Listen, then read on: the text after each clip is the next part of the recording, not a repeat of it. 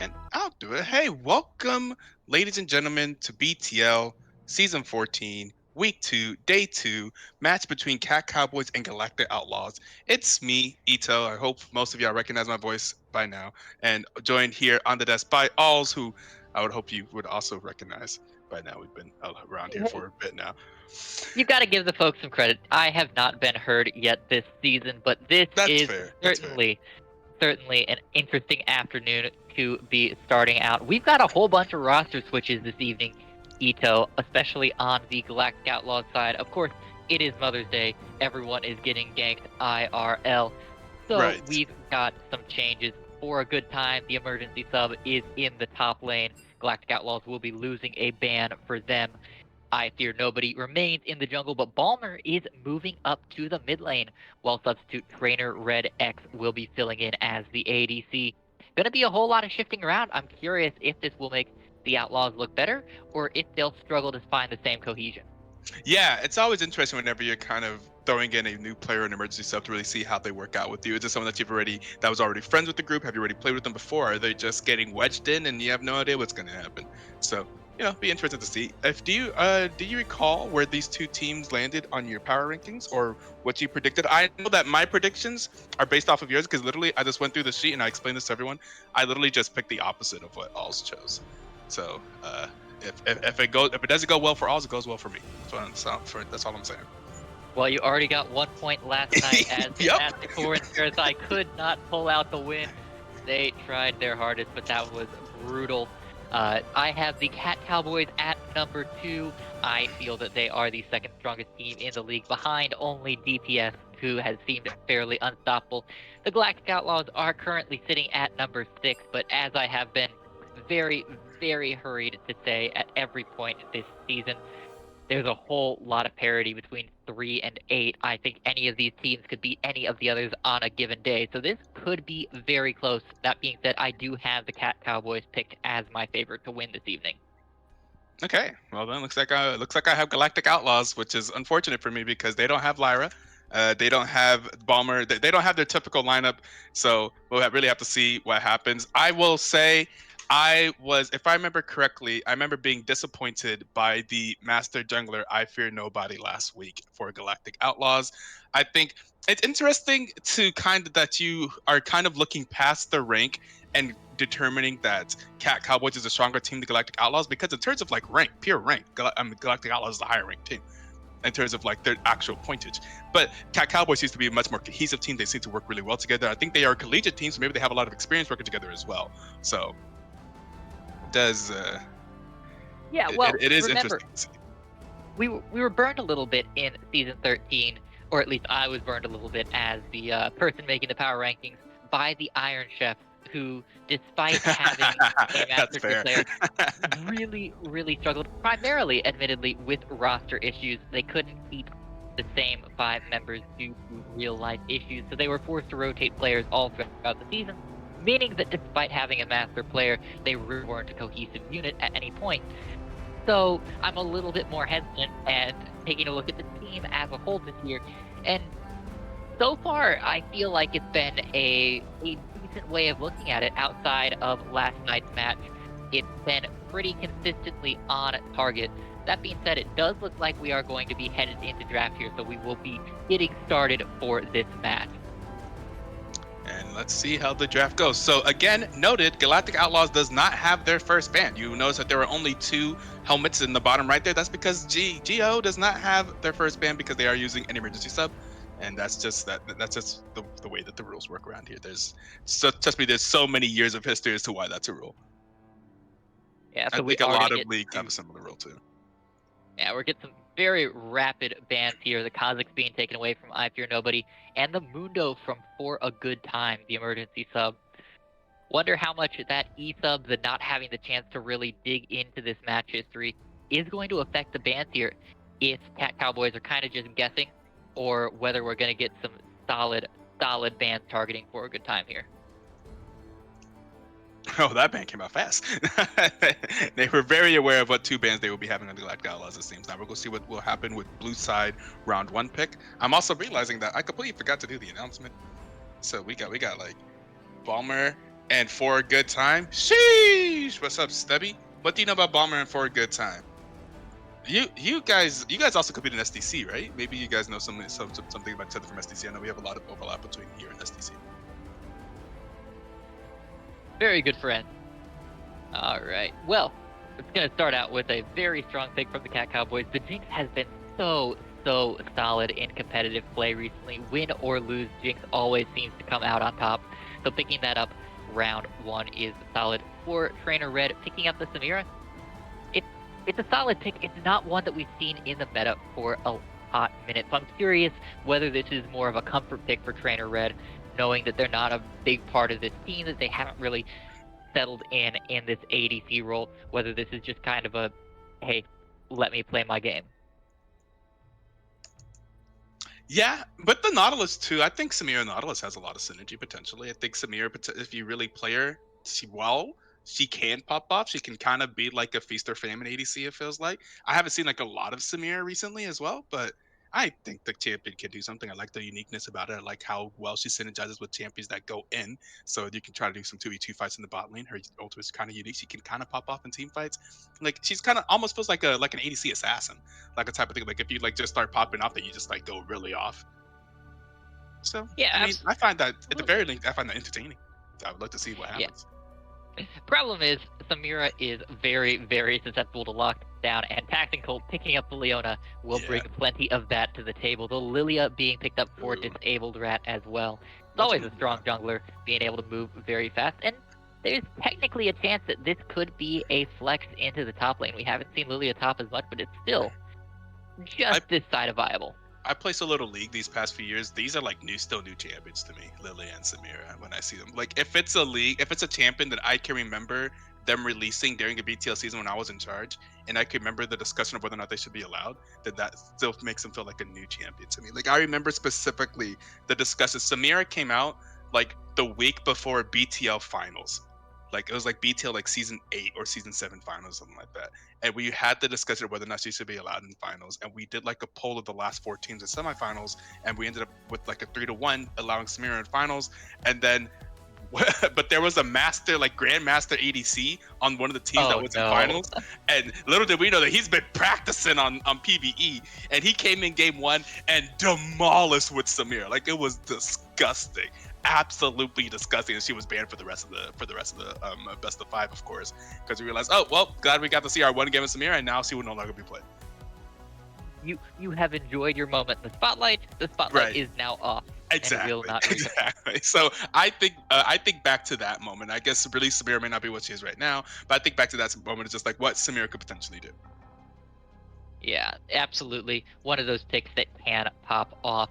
Gonna be helped by Vi in the jungle for I Fear Nobody, who, as we commented on in pregame before we got live here, I Fear Nobody had a very good game 1 in the first week, but just absolutely kind of stumbled in games 2 and 3. Really didn't feel like they were playing up to their potential that they had shown in first game, nor to their rank of masters. So I'm curious how this Vi is going to step up here.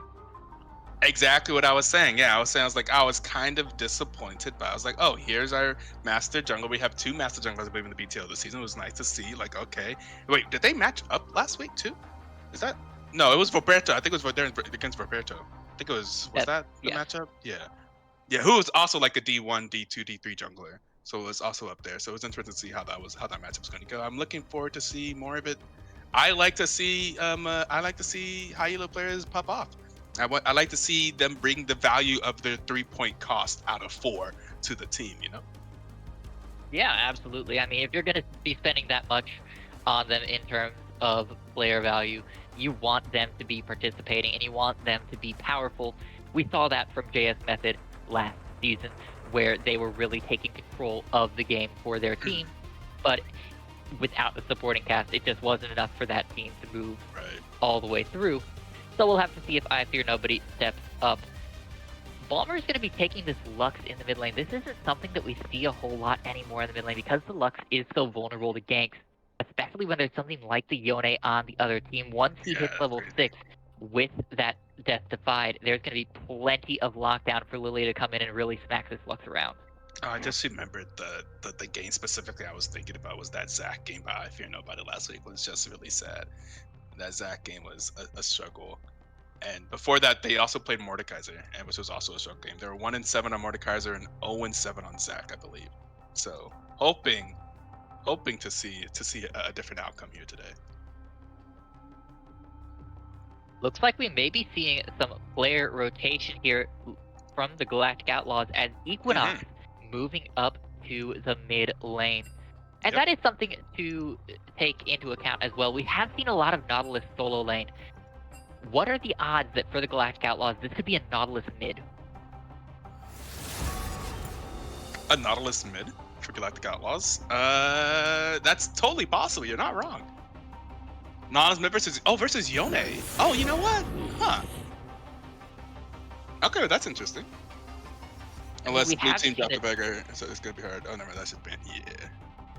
We have seen the Nautilus mid at MSI. We saw the Nautilus top a fair bit in amateur competitive play. Didn't someone play Nautilus lane? Was there a Nautilus lane last week? There, in BTL, I don't believe I could have sworn. I don't remember. I will get better at having a way to shuffle through these things easier. Right now, I have like a sheet that's just kind of puke on paper, but I will find a way to organize that. That being that, I mean, there's a lot of opportunity here for Galactic Outlaws to do some cheesy stuff. We could see the Nautilus in the top lane with the Jax in the mid lane, perhaps with the Yone and the Mordekaiser both being melee. The Jax could take over in mid, try and find the better matchup here. So there's a lot of options for a team that's already shuffling around a whole lot. But overall, I do think I like the Cat Cowboys team a little bit better. They're heavily from DPS did play Nautilus top in week 1. Okay, they did. I was like, I swear I looked at a Nautilus lane. I just think the lockdown and damage output from Cat Cowboys is a little bit better. I think that Lux is a little bit too vulnerable, a little bit too lacking in feel from the team to be able to really pop off to the same level that a Lilia or a Yone will be able to. So I do think that in terms of draft, as much as I might be biased from saying that Cat Cowboys is my pick in the power rankings guessing game, I do think that they won the game 1 draft here.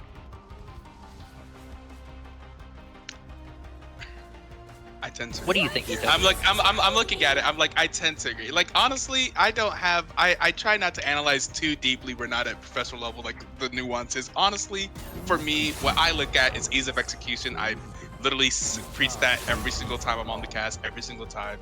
Ease of execution. Do you have an obvious game plan? Like, even if it doesn't even necessarily have to be a just press R fighting plan, it could totally be just a split pushing plan.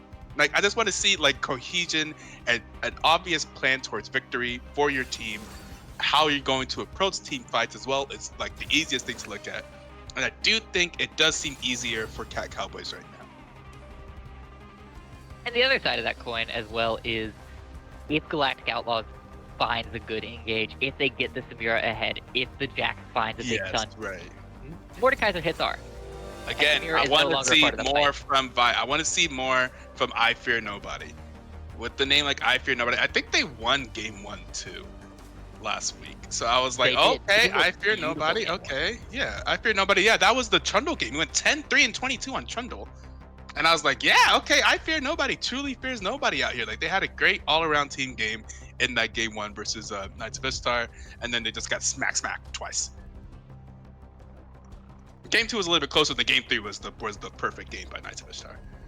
It was, yeah, that one was really an experience to watch after game 1, where it looked like my dark horse was going to be completely out before even leaving the gate. Knights of Ishtar turning on the Jets, and then this week coming back looking very good against Imagine Cloud. Got to make the Outlaws feel a little bit better, knowing that the teams that they just barely lost to looked so good against the teams that looked great week 1. Yeah, I think even if you remember Tygoon's interview after that match last week, he mentioned something about just how for Ishtar, it feels like they have to get smacked in the face once before they kind of wake up and get into like competitive shape. in gear. So it feels like kind of they're on the roll now after getting smacked in the face by Galactic Outlaws in game one last week. Now they're kind of feel like they're kind of got into their rhythm and on the roll and kind of playing more like the Ishtar that has gone far in previous BTL seasons. I think every season that they've played, they usually do pretty well. And so Well, they're we back. will have to They're in see. good form right now. Yeah, perhaps for the Outlaws, they needed one loss to really kickstart the engine, get some players moved around so that they can get a feel for this rift. For the Cat Cowboys, looking to continue rolling. But that being said, I think it's about time for us to step aside, let the spectator delay tick down, and meet you guys back on the rift for game number 1 between these two teams.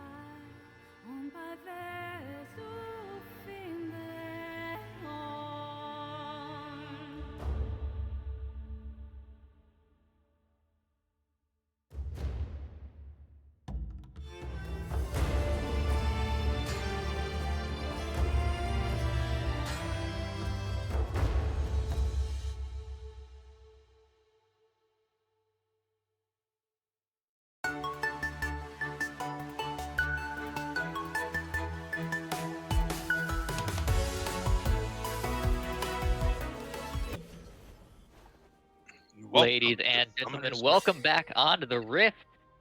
Cat Cowboys and Galactic Outlaws looking to claim first blood in week 2, day 2. Etoe, we're not seeing anything fun. You have a Nautilus. I mean, Why no I invade? was about to say the same thing. They have a Nautilus. Like Nautilus is one of the greatest level 1 like amounts of CC and amounts of like for that level 1 fight. Nautilus is ridiculous. So I'm a little bit sad to see it. I feel like Nautilus is almost on the level of Blitzcrank, where like, man, you gotta do it. You gotta do it. You're in a competitive game. Subscribe for 4 months in a row. Why have you been subscribed for 4 months in a row? We haven't even been. Wait, what? Oh yeah, we appreciate you, but we haven't even been live the past 3 months. That's crazy. Appreciate you, Tygoon. Bringing Appreciate it the to us, support. man. Yeah, man. Money bags. We see you. Okay. We did see a delayed Let me go invade. ahead and alter the script real quick. KOI, I see you. No. Don't you know I'm writing the script? I Yeah, threw the that's true. FFG game so that I could get everything else right. Jokes aside, we see some very late supportal combat. Disabled Rat on the Lilia doesn't need any support, but Taxing Cold is not winning this trade. Down to under 400 health already. Looks like that's going to be the end of it. Had to pop a potion. Moitman is at least able to put a little bit of damage back, but Taxing Cold on Leona, not thrilled with how that one went. Oop. Gonna be rehooked knocked up again by the Samira passive. Colt is not having a good day so far. Gonna really be pumping those potions early. Just not a great time. Interesting the role shift on this team right now. We see Balmer here playing support. Yeah, is going to get. Ooh, they do not get two first. Yeah, so they are being pushed in a little bit here by Moitman, which is a little bit surprising. I mean, it's a Jinx not exactly known for the early game prowess, but Moitman doing a good job of keeping the pressure up, even if Taxing Colt is struggling to keep their health bar intact. Meanwhile, on the top side, For a Good Time is putting some good damage down. Havoc taken under 150, but here comes Disabled Rat. On the bot side, Balmer gets the stun onto Taxing Colt. I fear nobody coming in. Balmer down under 150. Meanwhile, top side, For a Good Time forced to flash away. I Fear Nobody is in. Moitman trying to go forward, trying to get first blood onto Balmer. Will not get it, but trade 1-1. Meanwhile, on the top side, For a Good Time trying to turn this. Wait, what? Did the double kill in the top side. The Jax utterly dominant here. Oh my goodness. For a Good Time. Go top, apparently. Come top lane. Yeah, oh my goodness. That is crazy. What a mistake. Ooh. I Fear Nobody getting 2 kills. Wait a second. This is just 100% going in the favor of Galactic Outlaws right now. That is crazy. Yeah, Moitman able to get 1 kill back at least. Good something for the Cat Cowboys, but not a good look overall. I Fear Nobody playing up to their potential. For a Good Time coming in, E-subbing, doing absolutely incredible, managing to draw so much pressure and still get 2 kills. What a performance on the early game, Jax. Oh my god, who'd you bet on this game? Who'd you predict? You predicted blue side, right? I sure did. Hey. Y'all making Aulz look bad this week so far. I'm kidding. Game's far from over. Yeah. And it's game 1. You drop game 1, you win games 2 and 3. That way we get silver scrapes. Yeah. And the bets all like, yeah, that's crazy. This is a crazy early game so far. Crazy in favor of Galactic Outlaws. Yeah, the early scaling the early parts of the game looking very good for the Galactic Outlaws. However, Balmer is in trouble, does not have the flash, and is taking a lot of damage from Disabled Rat. Down under 150 health. Gonna probably give that over to Moitman, who gets excited now looking for the Samira. Will likely not find her, but this Jinx starting to scale pretty well. Yeah, true. The Jinx now has both of the 100% of Cat Cowboys kills here. And we are seeing a dive speed set up yeah, we're gonna see. Oh my god, they're sending a lot of resources down here. They're gonna get that plate. Trainer Red is sticking around. Don't want to miss everything under that tower. That's a lot to miss under that tower, but they are gonna go in. So they're gonna try to do Samira. Ooh, and then the hook's not gonna land by Balmer. Oh my god, wait, this game's insane. This is being all turned around. Well done on the juggling of the aggro by the turret to get both of those kills there. That kill is actually going to go over to a Disabled Rat, but still, suddenly it's 4-6. Wait, something happened. Yeah, we did miss a kill. I Fear Nobody and For a Good Time working together to find another kill onto Havoc Pigeon in the top lane, who is not having a good time on the Mordekaiser. This is top lane. This is top side versus bot side right now. Yeah, 5 of the 6 kills being in the top side here for the Galactic Outlaws. And then we have 3 kills, 3 of the 4 kills being on the ADC here for Cowboys. I like this dynamic. I like whenever we see top side versus bot side. Ooh, I do not like this. Drake take by Disabled Rat is going to be found out by I Fear Nobody, and the Jinx very low on mana, very low on health. This is a dangerous fight, but I Fear Nobody running out of health very early. The final spark will come out, will fit. Oh my god. I Fear Nobody now on a killing spree, but here comes the Yone picking up the shutdown onto the Vi. Disabled Rat stuck in the middle. He's going to be knocked down. Trainer Red trying to find the shutdown onto Point. Full and find it. It's just Steve the Panda left. Trainer Red picks up the triple kill, looking for it. The hook will connect from Balmer, and that's going to be a triple kill for the Samira in the bot lane. Woo. Never mind about that top side versus bot side. Suddenly the Samira's 3-1 and 3. And Trainer Red waking up remembers that Samira has buttons and manages to pop up in the Drake fight. That was a fun Samira fight to watch there. Samira was using all of her abilities there, slipping and sliding around, had that full passive, got that movement speed. That was a lot of fun. If you're Samira, that was a lot of fun. On the other side, probably not as fun. Yeah, you have to wonder what was going through Disabled Rat's mind there. Moitment desperately needed to reset, had a ton of gold in pocket, had no mana, no health. So the only one there was Tactical Colt. You knew Trainer Red and Balmer were going to reset there. That was greedy. He paid for it. Ooh, and the wave just not in favor of the Havoc Pigeon up there. Down 22 to 47. This Jax is just absolutely dominating this top side. Yeah, he can't even walk up to homie.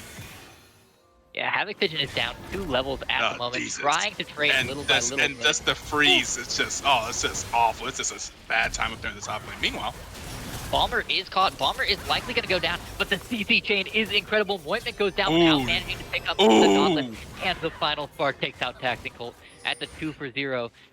In the pick on Balmer, good turnaround, good response by the Galactic Outlaws, and they are likely going to lock down this Earth Drake as a result. Yeah, this is a tragic situation up here at the top lane. That just feels bad. I'm in that situation like, well, I guess I just 3 levels. I guess I just sit over here and lose. Down all the levels. Oh, Jesus. Oh God. I feel like you don't even stand that far outside your turret whenever you're down that much. All right, that Jax is 3-0. It's up 3 levels and has more than double your CS. Y'all need to send prayers. Havoc Pigeon, his screen only works in black and white at this point. Yeah. Feels real bad for the Mordekaiser. That being said, this game starting to feel a little bit out of control. At Cowboys, at what point do you start thinking about game 2? Not yet. not at 8 minutes, hopefully. I would say right now you got to think about you're still potentially in the same. You got to think about how to stop the bleeding. You got to think about how to stop being careless. You got to think about what potential scaling do you have? What advantages do you have? You potentially have first tower here in the bot lane off of just Jinx. Can you play off of the strength of Jinx right now? Even though Samira is very strong too. Yeah, Moitment has been putting in a bunch of good work here, because we see another dive being set up in the top side. Havoc Pigeon just cannot catch a break. I Fear Nobody moving in, moving behind, will be looking for this dive, but the Death Realm is available for Havoc Pigeon. They could potentially turn this one around. I do what you can, but boy, oh boy, this Jax is a monster right now. Along with Vi being a monster, Vi's just gonna get a free objective there, and oh my God. But like, yeah, it's just like, are you realizing how much damage Jax is doing to you? I really hope I don't see Havoc die again, just solo to Jax. That would be really unfortunate. And gets to a point where it's like, that's almost inexcusable. Like especially like if you're out of turret range, like you should. Ooh. Lux there going for more. Really going down, yeah. Forced to go very deep under turret. Does still have the ultimate. I Fear Nobody going under the turret, but will be stunned up by the ultimate. Ione will be able to trade one, but Disabled Rat takes the kill in return. Meanwhile, the bot side fighting heavy. Samira is stunned up, and Disabled Rat flashing forward onto Equinox will pop the ultimate, looking for the kill onto Lux. Will the slam be enough? Yes, it is. Disabled Rat, 2 kills in as many minutes. Lux, Jinx Rocket thrown in there. Yeah, now Balmer does not have the ultimate. Moitment gets the reset, gets excited. Now Trainer Red load by the edge of the Solar Flare is going to be shut down by the Jinx. Havoc Pigeon, meanwhile, on the outside, trying to stay alive. Come on, bro. Stop fighting that man. Stop fighting that man, yo. Stop it, please. Hey. Hey, you know what? First turret. That's true. That's true. Hey, Play off the strength of Jinx. You know what? At some point. Oh, what? Destroy Oh, that they're turret! gonna bait Yeah, the GP. They baited the GP. that's crazy. Okay. Oh, Okay. that's unfortunate for Equinox. Unforced error there. Knew the turret was gonna go down. Whiteman does get hooked up by Bomber, who still doesn't have the depth charge. I don't like this fight from Bomber. He's gonna take a lot of damage.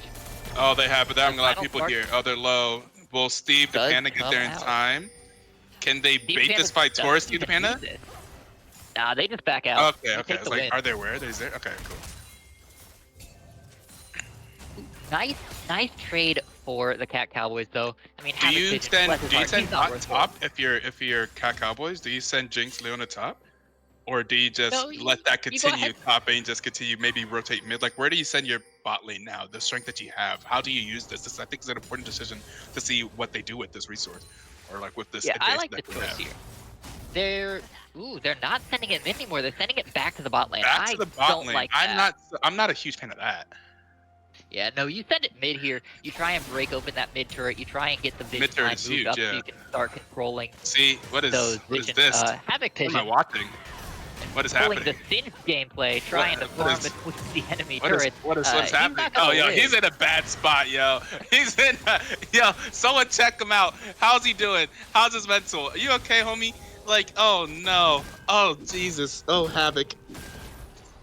Oh I no, will say- this is a broken man. No, actually, I can't salvage this. He cut off half a wave there, but Oh Jack's my still getting God. turret plates, up 60 CS, has the Divine Thunderer, and greeted for a Cole, just knowing that the Jax will not be punished at And any it sucks point in because the there top is lane.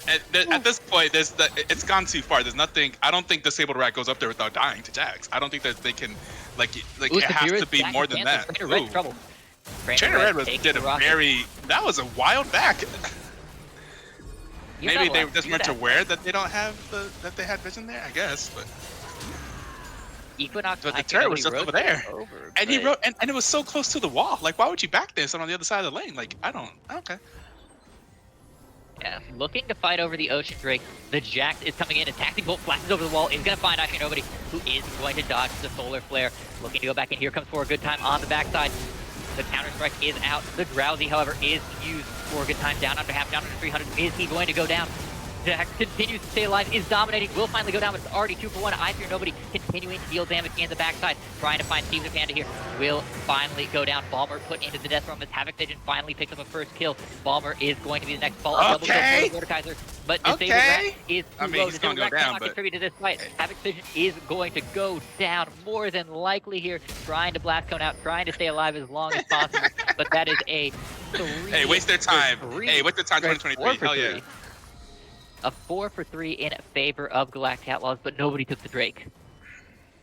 True. What a mess this game is, Etoe. I don't know if Back this is and even forth. positive. Like, how happy are you that Mordekaiser just got the 2 kills? Yes, he got on the board, got some 2 kills. But at the same time, as long as you don't go top and die to Jax again, just don't do that. Do not go reset your goat and go and die to Jax again. Just please, please, please don't do that. Yeah, the happiest person about Mordekaiser picking up those 2 kills is going to be the Jax, because that means he's worth 300 gold again. I really hope. Like, I would be so sad if I watched that happen. Like, I'm watching him walk back top.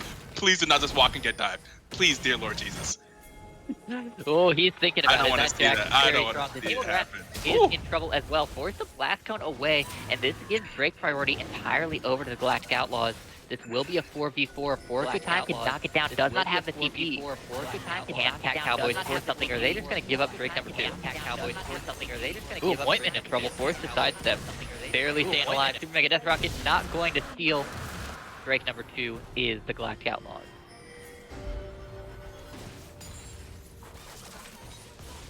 I don't know.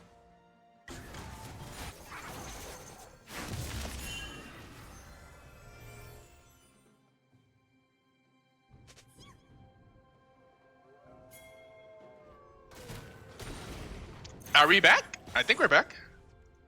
Hopefully we're back. We're definitely gone for a second. We will assume that we are back until told otherwise. Yes. Okay, we are back.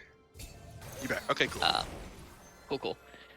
Yeah, Etoe, I don't know how to feel about the fact that Cowboys didn't take that fight. They knew that the Jax couldn't get over. They knew that Havoc Pigeon could. They could have forced the numbers advantage and maybe tried to Which pincer you out need through right now. nobody Yeah, there. you gotta force those number advantages, I think. Yeah, for sure. Now we're gonna see Jax go down to the bot lane.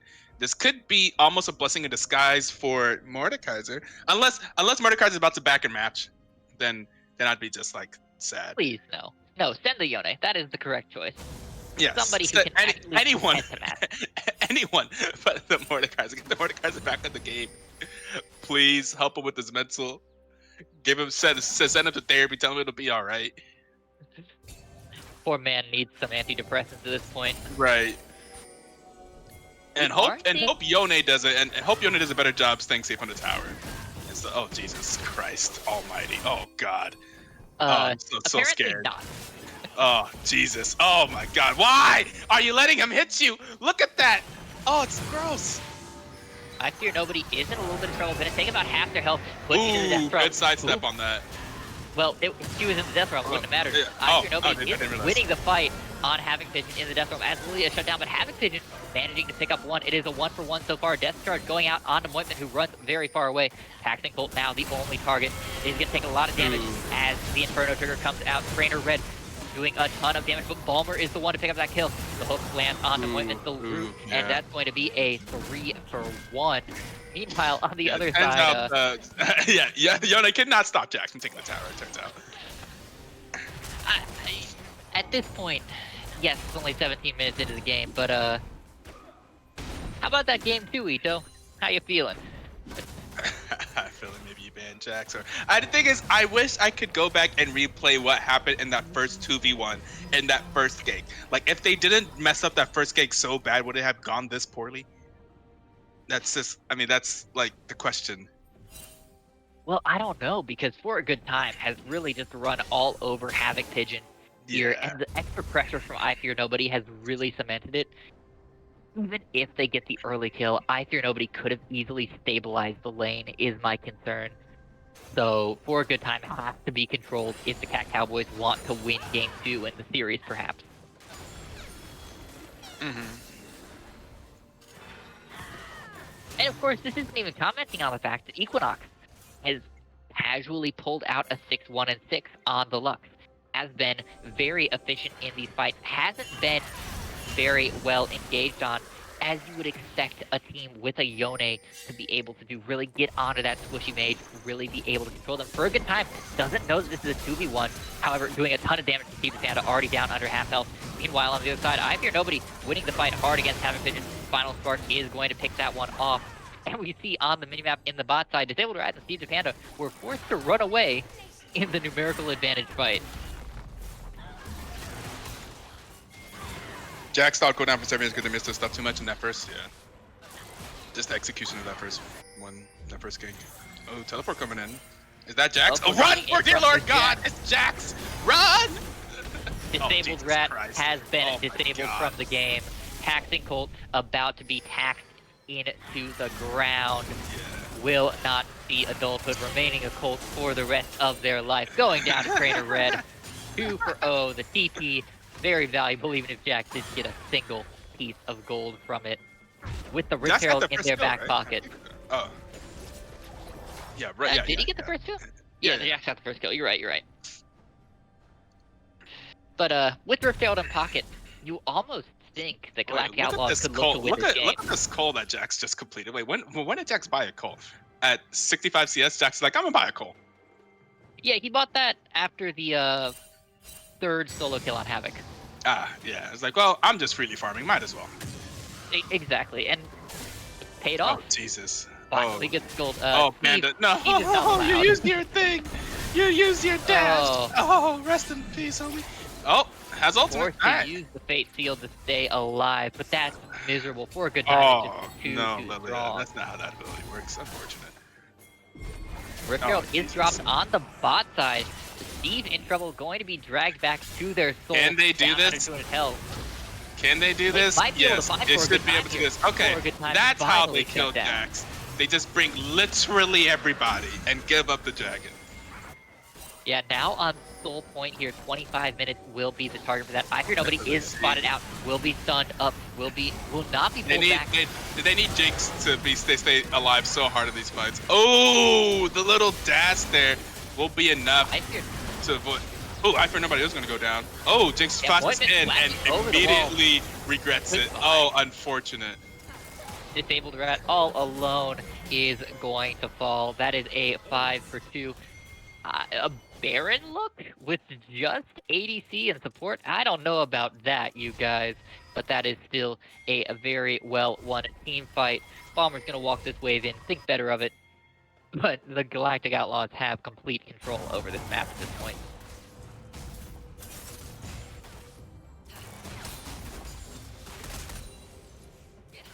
Man, oh man, Etoe, this is not how I expected this game 1 to go. I did not expect it to be this much of a romp. Yeah, I mean, it's funny because there were like hints at some point, like, oh, maybe they're getting back. Oh, maybe Jinx can carry, and then now it's just feels like, okay, never mind. It's just all going. Everything is too bad now. Now the Jinx is ahead. I mean, now the Samir is ahead. Now the Lux is ahead. Now like Jax isn't even your biggest problem in these team fights. I mean, Jax is still a massive problem. Don't get me wrong. No one can touch Jax in the side lane right now. And I don't think ever will be able to. Credit where credit is due. Moitment has the second most gold on the map. Fair.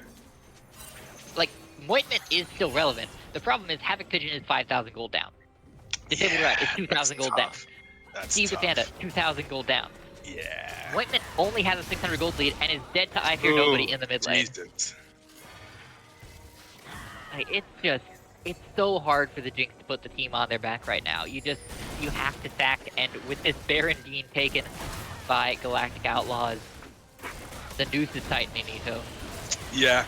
This is rough right here. They're just gonna kind of clench on. They're just gonna grab this game. I mean, especially taking the Baron here. This is kind of just squeezing the final bits amount of life out of Galactic Outlaws here in game 1. Well, not Galactic Outlaws, Cowboys. This would have been the Cowboy matchup, by the way. If Galactic Outlaws kept their name as Space Cowboys, this would have been the Cowboys matchup. Cat Cowboys versus Space Cowboys. Man, I would have loved having all the puns I could have made about Space Cowboys, but nope, right. Galactic Outlaws are rolling this straight through the mid lane. Moitment cannot do a thing, getting half health from a single Lucent Singularity. Yeah, the 25 stack Magi's might be the end of it, my friend. Oh, Jesus. Yeah, that's rough. Or good time is up 5 levels. No, sir. No. Yeah. Oh. Yeah. Oh. Yeah. That's disgusting. Oh my God, heart. that was just so cute.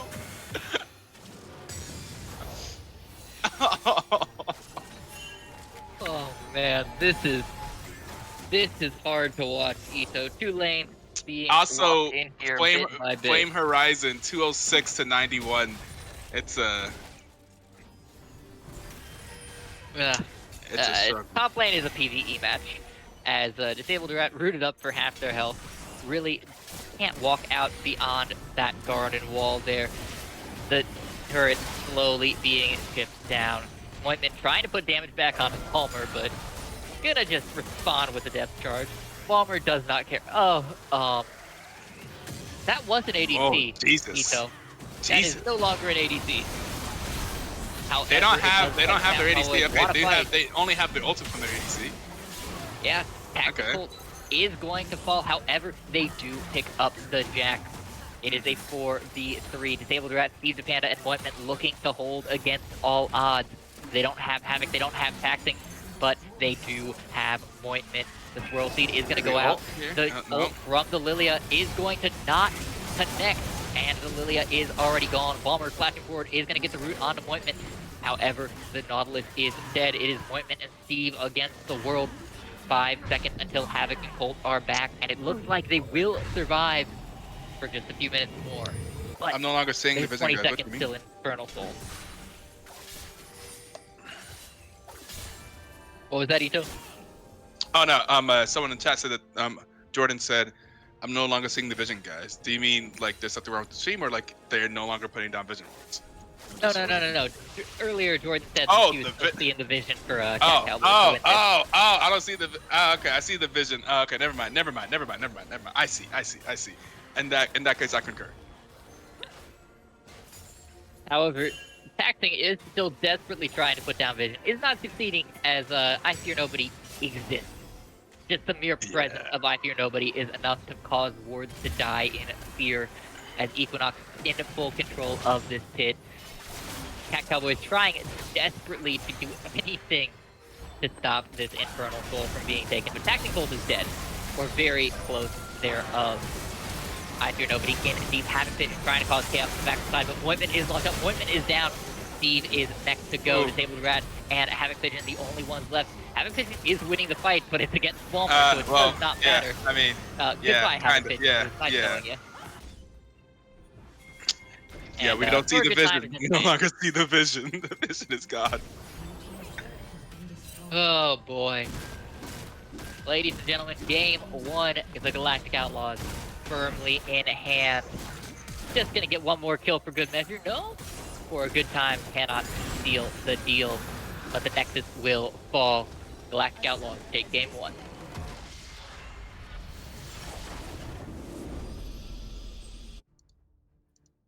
Yeah, 31,000 damage from the Lux. Most of them just ulting Mointment to make them stop. Yeah. My points. Well, I'm Galactic Outlaws definitely did their thing there in that game. I don't even know what to say about that. I'm saying GZ go next. Maybe ban Jax. It's like I think it's like I was talking about this week one. There is probably a better solution here than simply banning the characters that did well against you. If you had more time to do some better analysis about the game, if you had time to actually go back through the VOD or go back through the replay, you may be able to see that we made some mistakes here, here, and here that we shouldn't do, and that led to everything else going super poorly, right? But that you don't really have enough time to do that in between games when you're in the middle of a best of three. So the simple solution is just to ban what just beat the hell out of you and just hope for the best. I think so. That's what I assume they'll do. Yeah, I mean, if they stabilize the early game a little bit better, I think they'd be in good shape. But Right. that early game was just so rough that it was impossible to get through. But that being said, the Cat Cowboys have a lot to work on. They looked so good in week one. They need to reclaim some of that glory, but for now, the Outlaws on top, looking to rob the train, looking to rob all of the folks in chat of their points. Etoe, I think it's time for us to step into break for a short minute while these two teams get ready for game two.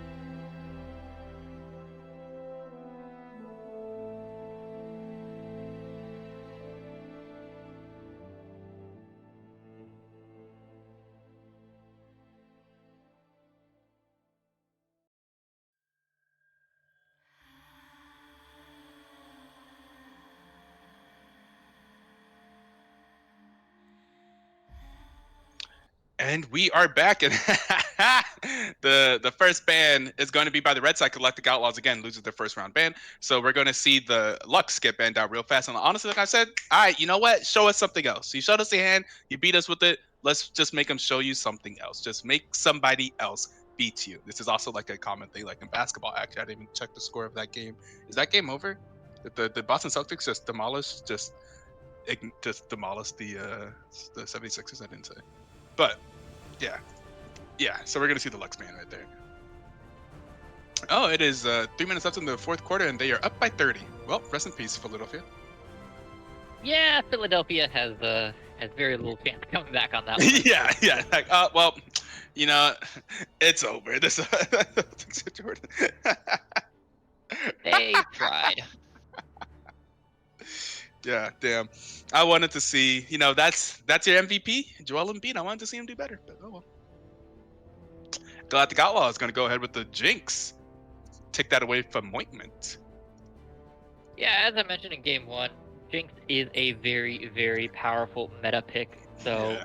we'd love to see it pick B1. It's fairly common here, and it does get very powerful if it can get to the 2, 3, 4 item point.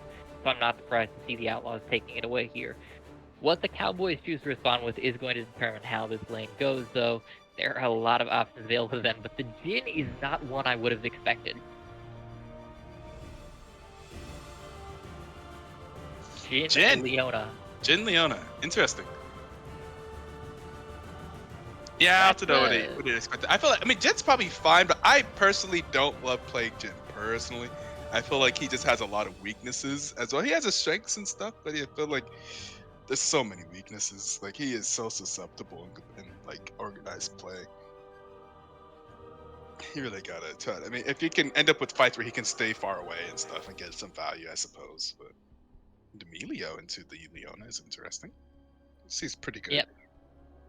Emilio with the cavalcade of free summoner spells is very strong.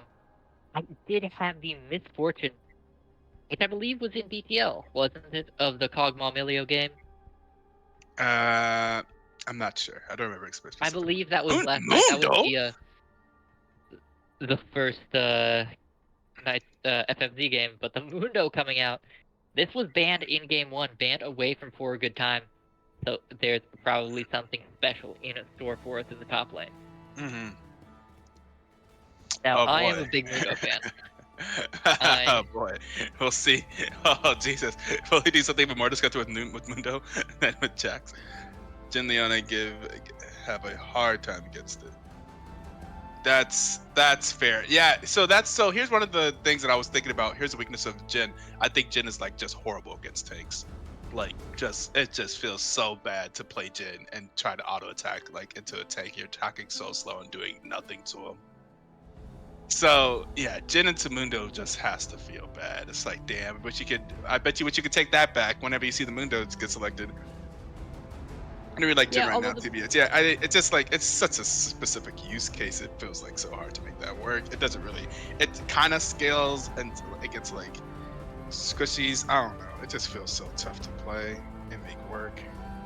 I will say the Bel'Veth does score up a lot of those weaknesses because Bel'Veth acts as a secondary ADC and is able to do a lot of that standard tank shredding. Tank shredding stuff. Work. We're gonna see the Jax get banned, so they don't think it's Mundo time.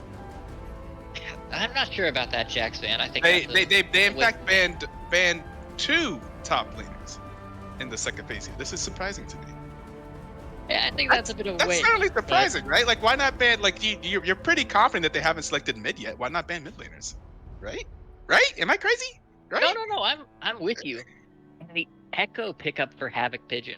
That's a very bold flaw here. So then you're also blinding mid. You didn't ban mid, you're blinding mid, and you're leaving top lane for the last pick. Okay, I guess that's fair given what just happened to top lane. Maybe Havoc Pigeon is demanding this right now. Like, I want to have the last pick of the draft after what just happened to me. But like, but I don't know. I feel like we're about to see a jungler here, right? Like Mundo is not jungle, right? Yeah, because remember, the Cowboys game 1, they banned away this Mundo. They know where the Mundo is going. Okay. And yes, the Olaf could technically be a top lane swap. He's going back to the Mordekaiser. I am I'm not so a fan of this surprised. draft by Cat I'm Cowboys. so I feel like there are surprised. too many missteps I here. am so surprised. Right? Okay. Okay. I But could then I buy feel the like Fiora here. I feel like now you could swap Olaf top. Maybe. Alawi. Hey, Alawi, it's a very different laning situation, I suppose, than what you had before. I guess. But All you don't left like the turn for the Alawi? Cowboys. I'm I'm not a not. fan of this Cowboys Yeah, draft. I'm not. Yeah, CC's a bit weird. Yeah, I'm not. I RG, never mind. 1 second. All right. Well, the teams are getting themselves sorted. Man, it's gonna come down a little bit to how the Outlaws decide to assign the Mundo and the Olaf, but overall, this Cat Cowboys draft feels very solo queue, and perhaps that's what they need to get back on their feet.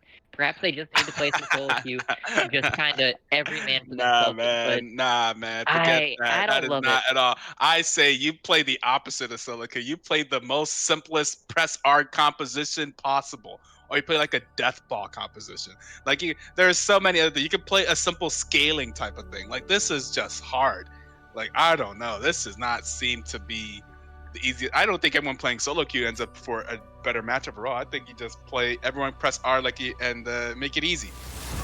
Like you have Jin, Leona, it's kind of decent team fight, press R from afar. And then you just have like play like Malphite or something. I don't know. Malphite. Play Ornn, the Ornn that you banned, play Ornn. And play like a big beefy tank that doesn't care and just team fights. And that's just your engager. And then play like Orianna, like and then or like play like a control maze that scales. If you're fixated on the Belveth, pick the Ornn Red 3 instead of the Belveth. Put the Belveth to the second round because nobody's going to actually ban away the Belveth at this point. She's not bad, but she's not meta enough to draw a ban. So right. I just I think this could have been handled much better from a drafting angle, and I think I do think it's a little bit of we just play what we're individually best at and try and beat them at micro because this does not win macro. Yeah. It's certainly a comp. Is it though? Interesting comp. Is it? Oh, it's a comp. It is in fact 5 different champions that have been selected. That is true. This is going to be one of the League of Legends games of all time. That's yes, what I can for tell sure. you. Yeah, 100% for sure. Can be positive about that. Hey, you know what? Imagine if they make it work though. They could just shut us all up. Like I would love to see that. Like I don't foresee it happening. Like I would love there's to see that. Like there's like a small chance that it happens that they make this thing work or they just pop off super hard. Like I'm not even sure who the pop off person would be. Who pops off here and makes it and gets so far ahead that they just win the game up? There is no equivalent to a Jax on their team. Maybe I don't know enough about Belveth. Maybe Belveth just go absolutely crazy. Belveth can absolutely be that hard stomper. Okay. But you could also see it happening with the Echo. Echo as an assassin can pop off if they can take the Jinx out of the fight. If they can avoid the Olaf. Maybe I guess that's fair. But my thought is Echo won't be able to do much against Olaf and Dr. Mundo. But he has to be so stupidly ahead, I guess. If it's just Olaf and Mundo, you can kite them out. Okay. All right. That's the only way I see it working is if they delete the Jinxari and just make Mundo and Olaf die over time.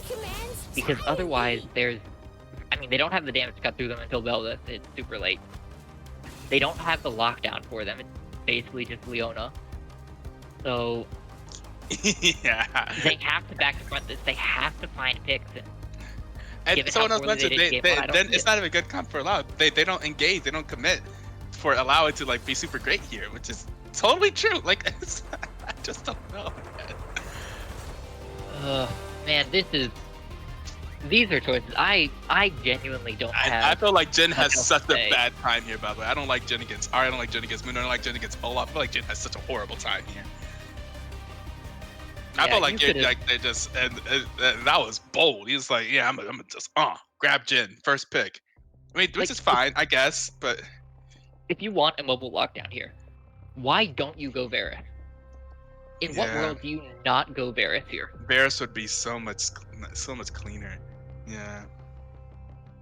Jin on But suicide watch. Yeah, yeah. Ugh. Hey man, he can't be on suicide watch. It takes 4 shots.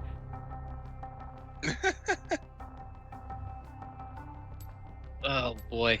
That being said, Ito, I don't have any other words for this. Is there anything else you want to say before we head to a short break? Good luck and have fun. May the odds be ever in your favor, Cowboys. I would love to see it happen. Prove me wrong. Please prove all of us wrong in chat. I would love to see it happen. All right. Well, we shall see. We'll be on the rift in just a couple of minutes, so don't go anywhere, folks. We'll have all the action right here.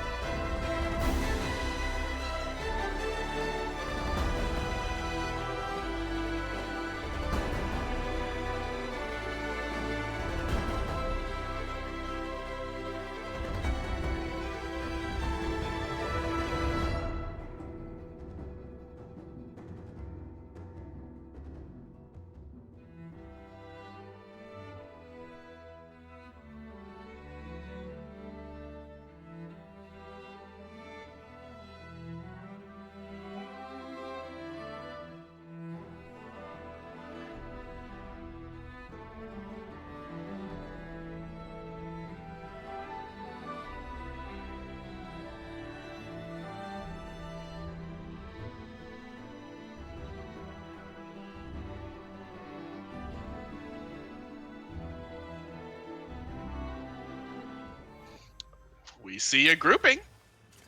There's a grouping Yeah. from Galactic Outlaws here in the bot lane. I fear nobody leading the charge. Yeah, they are going to be There's spotted a out by grouping, Tack yep. and Colt. However, will the ukulele land? Survey says no. Oh, However, but the the Undertow axe. will, and Taxing Colt now Oh, potentially in trouble. oh my being God! Wait a slowed second. to They, death. they can just keep throwing these. That's so funny.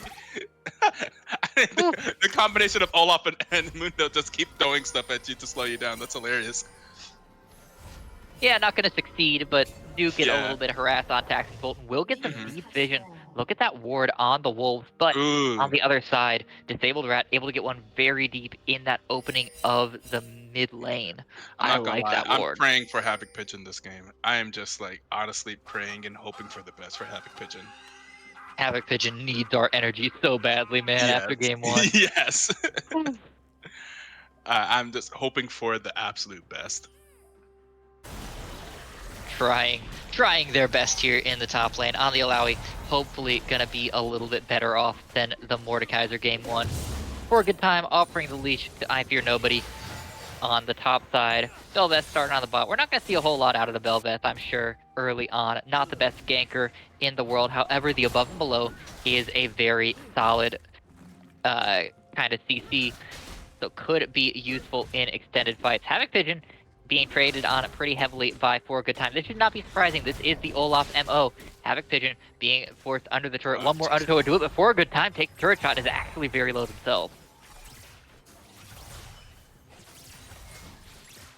Yeah, That was they almost a just good kind of trade. picked into a better matchup for when they saw the Alawi. Like, okay, well, that's just good drafting. Yeah, level 2 hit early by Balmer and Trainer Red. So they will continue to get pressure. I mean, it's a Jhin. You're not going to win the lane shove. So this is absolutely to be expected. But overall, waves and early lanes solidly in favor of Galactic Outlaws. However, Tactical has landed the Equinox Blade onto Balmer, chasing him down into the alcove. Milio down to about half health. Those are the traits that they need to take, continuing to keep Moitment healthy while just slowly chipping away at the health bars of this early Galactic Outlaws bot lane. Question is, can they keep that up when I Fear Nobody's in the area?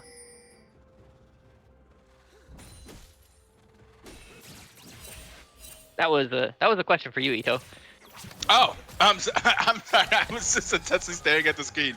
Well, he's no longer in the area. Can they keep this up? No longer is relevant. That's fair. Oh, he's still kind of in the area, I suppose. Yeah, floating this bot side has Yeah. taken that crab, or will be currently taking that crab. Meanwhile, Belveth getting their own on the top side. I'm just Panda. so looking at top lane. It's like I just want to like see just better things happen. Yeah, let's take a look up there. For a good time, not having a great time in these trades is down a whole lot of mana and health. However, there's a huge wave crashing, so the CS at least should be about equalized. And look at this wild gank angle from I Fear Nobody, going all the way around the back. Oh, Havoc Pigeon has no idea. Oh, is not spotted. Oh, has literally no idea. However, for a good time, very, very low. Yeah. Might be able to fight could. this. I mean, this is kind of Alawi's strength. Exhaust goes down. Alawi in trouble. Oh my God, he has exhaust. I did not see that they had exhaust. Wait, that's actually so good against Alawi. Wait, exhaust is so good. Oh wait! Exhaust is dead. Okay. Havoc Pigeon gets the kill with a tentacle, keeping the lane even. All hail Havoc Pigeon. Okay. Slayer of Olaf. And has quite the CS lead too. Yeah, Taxing Colt trying to save their ADC. Moitment does have the heal available, but very little damage left. Trainer Red trying to put more damage down. The splash forward to stun. Taxing Colt cannot get it. The Ignite is down. Trainer Red taking under 100 health as they go back in onto Balmer. Damage continuing to come out. As the flash forward, Moitman gets the kill onto Trainer Red. It's just Balmer left. However, the bot lane of the Cowboys needs to be very careful as they have no health. Potentially in the area, but probably not going to come down. Ooh. Yeah. However, Steve the Panda in trouble as well. Does not have Equinox did the most damage last game. And there's the Ignite. Oh, there's the flash away. Oh, they even Equinox flash unnecessarily. But yeah, there's going to be the solo kill in the mid lane going over to Equinox. I mean, Ari could be. You don't want Ari to run away with it. Ari could be a problem, just like Lux was. Ari would. Yeah, the Disabled Rat is here though. Ooh. Okay. Above and below Yes. will come out. Misses though. Equinox will just walk away. Feeling pretty alright on that Ori in this early game here, Etoe. Yeah. But credit where credit is due. Havoc Vision Level 6 putting for in Havoc work Vision here. for a good time. Forced into that slow mode. Havoc Vision looking to chase them down, continuing to whack away at this Olaf. One ultimate will do okay. it. Full kill Okay. on for a good time. Okay, Havoc Pigeon, we see you. Allowy things. Yeah, for, game 1 was rough. Just needed some tentacles in your life, I guess. Right. I am very okay with this for Havoc Vision. Gotta be feeling a lot better. Finally, I'm mostly finally a win here. just wanted to feel better after game 1. So I'm like, I have so much bias just because of what we witnessed game 1. Like, I just want to see him just have a better time, man. I just want to make sure he's having fun, man. Like, that was just so tough.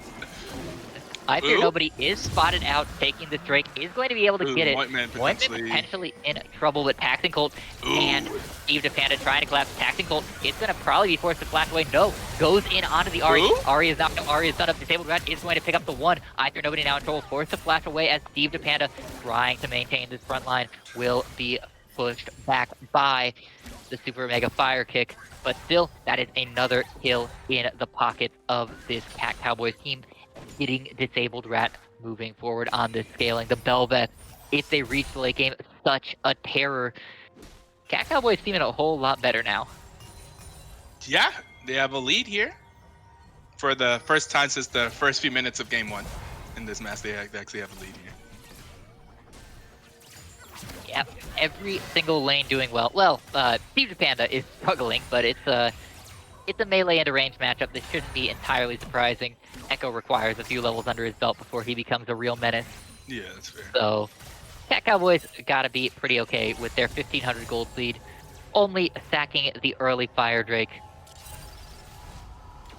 They're doing okay.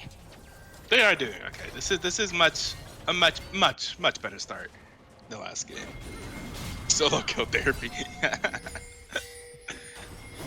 Havoc Pigeon continuing to bully for a good time here. Does miss the soul pull. Will be forced to ult kind of defensively. And he is going to find I Fear Nobody and Equinox in the river. Forced to flash away. Will pop the Mundo ultimate. It's not enough. Havoc Pigeon cannot heal through this. Trying their best, but it will eventually fall to I Fear Nobody. 500 gold shut down in their pockets. Not gonna lie, right there, there's an example of a better way to deal with the lane that's ahead than what happened last game. They were not able to deal with the Jacks in such a way. They just bring 3.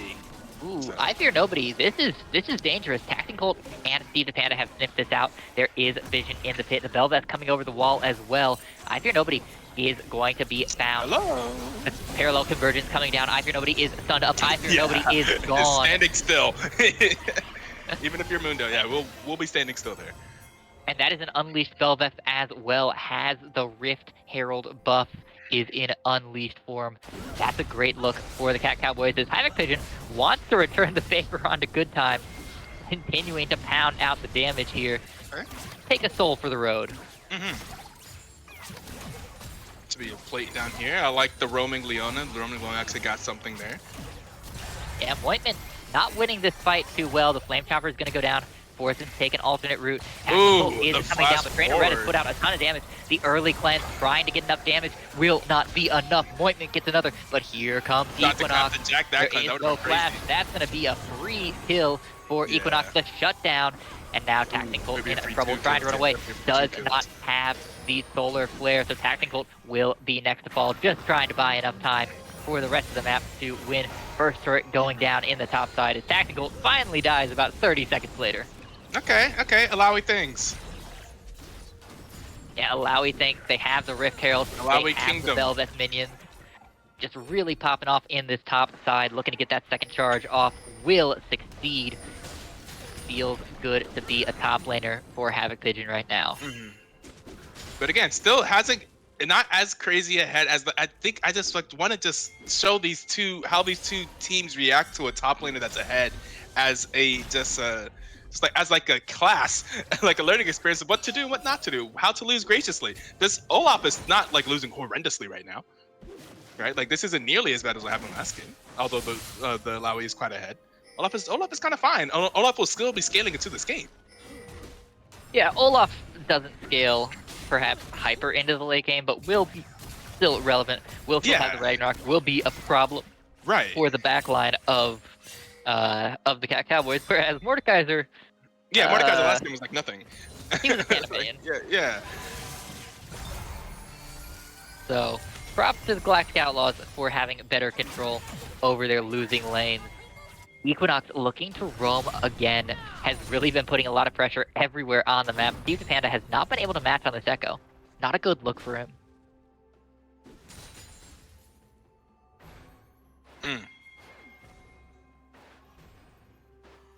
All the way pings towards that dragon spawning in just under 20 seconds. Good second dragon in the game. A little late on the back timing. Yeah, a little late on the back timing for the Cowboys. Means the Disabled Rat is alone here. Gonna have to use that above and below a little bit defensively here, more than likely. Moiment is finally there, but Disabled Rat under half health to start this fight. Not what you wanted to see. Ooh, and a charm landing onto the Echo there.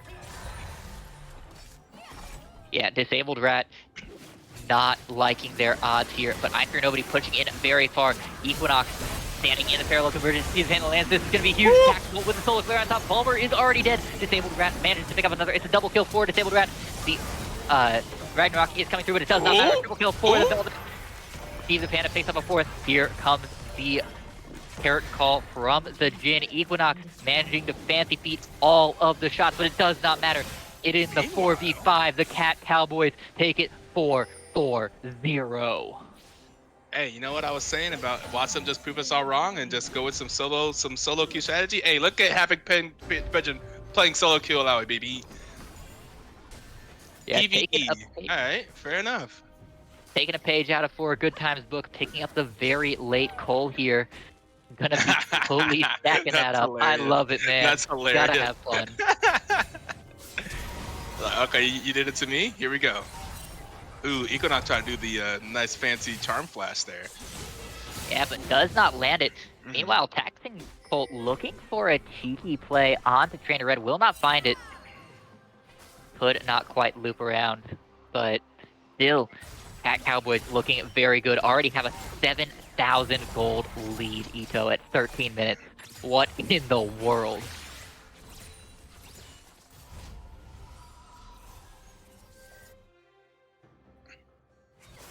Yeah, very different. very different from game one. Bro, I'm trying to hand off all these calls to you, and you're just like, I'm sorry. Got me getting distracted. To be fair, this game is very distracting.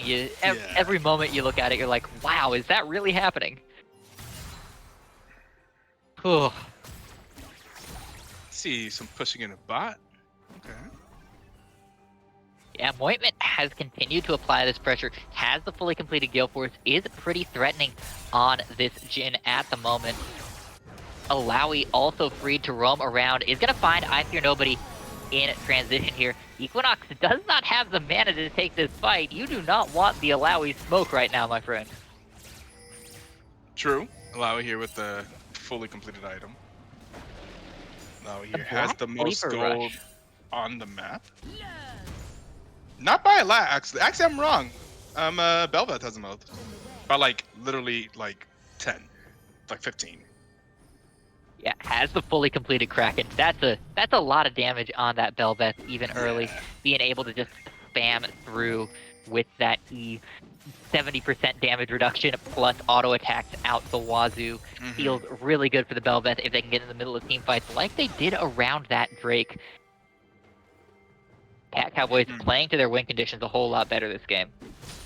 I see. Olaf is much closer to Alawi than Equinox. Just kind of Disabled Rat is in the area. Yeah, Disabled Rat is going to find Equinox here. Havoc Vision trying to go in, but did not know. Here comes the Alawi Slam. Equinox is already gone, deleted from existence. Yeah, goodbye. Tactical, meanwhile, trying to keep their ADC safe. The Ragnarok pops out. Havoc Vision may be in trouble. Havoc Vision will go down, but Disabled Rat picks up the counter kill. A 2-for-1 in the top lane, and the Bel'Veth more and more fed here. As Leona now solo killing the Rift Herald, because why not? Nothing matters in this game. Yeah, Oh Bel'Veth's boy. it's gonna end up being more of a problem than the Alawi. Yeah, the Bel'Veth at 4-0 and 4, getting another overpowered buff here with the second Rift Herald. Feeling real good. Echo, meanwhile, pushing on the bot side, picks up another turret. It's now 3 turrets to nil. Cat Cowboys have the run of the map. Feeling good, feeling strong, feeling like Incredible performance everyone's coming out ahead. here in game 2 after that's a nice reset from game 1. Yeah, everyone managed to put the good mental hats on. Feels great after. Whew, what a first game. Yeah. But unlike game 1, this game is still far from over. Disabled Rat on the Bel'Veth can be controlled. The Alawi can be beaten.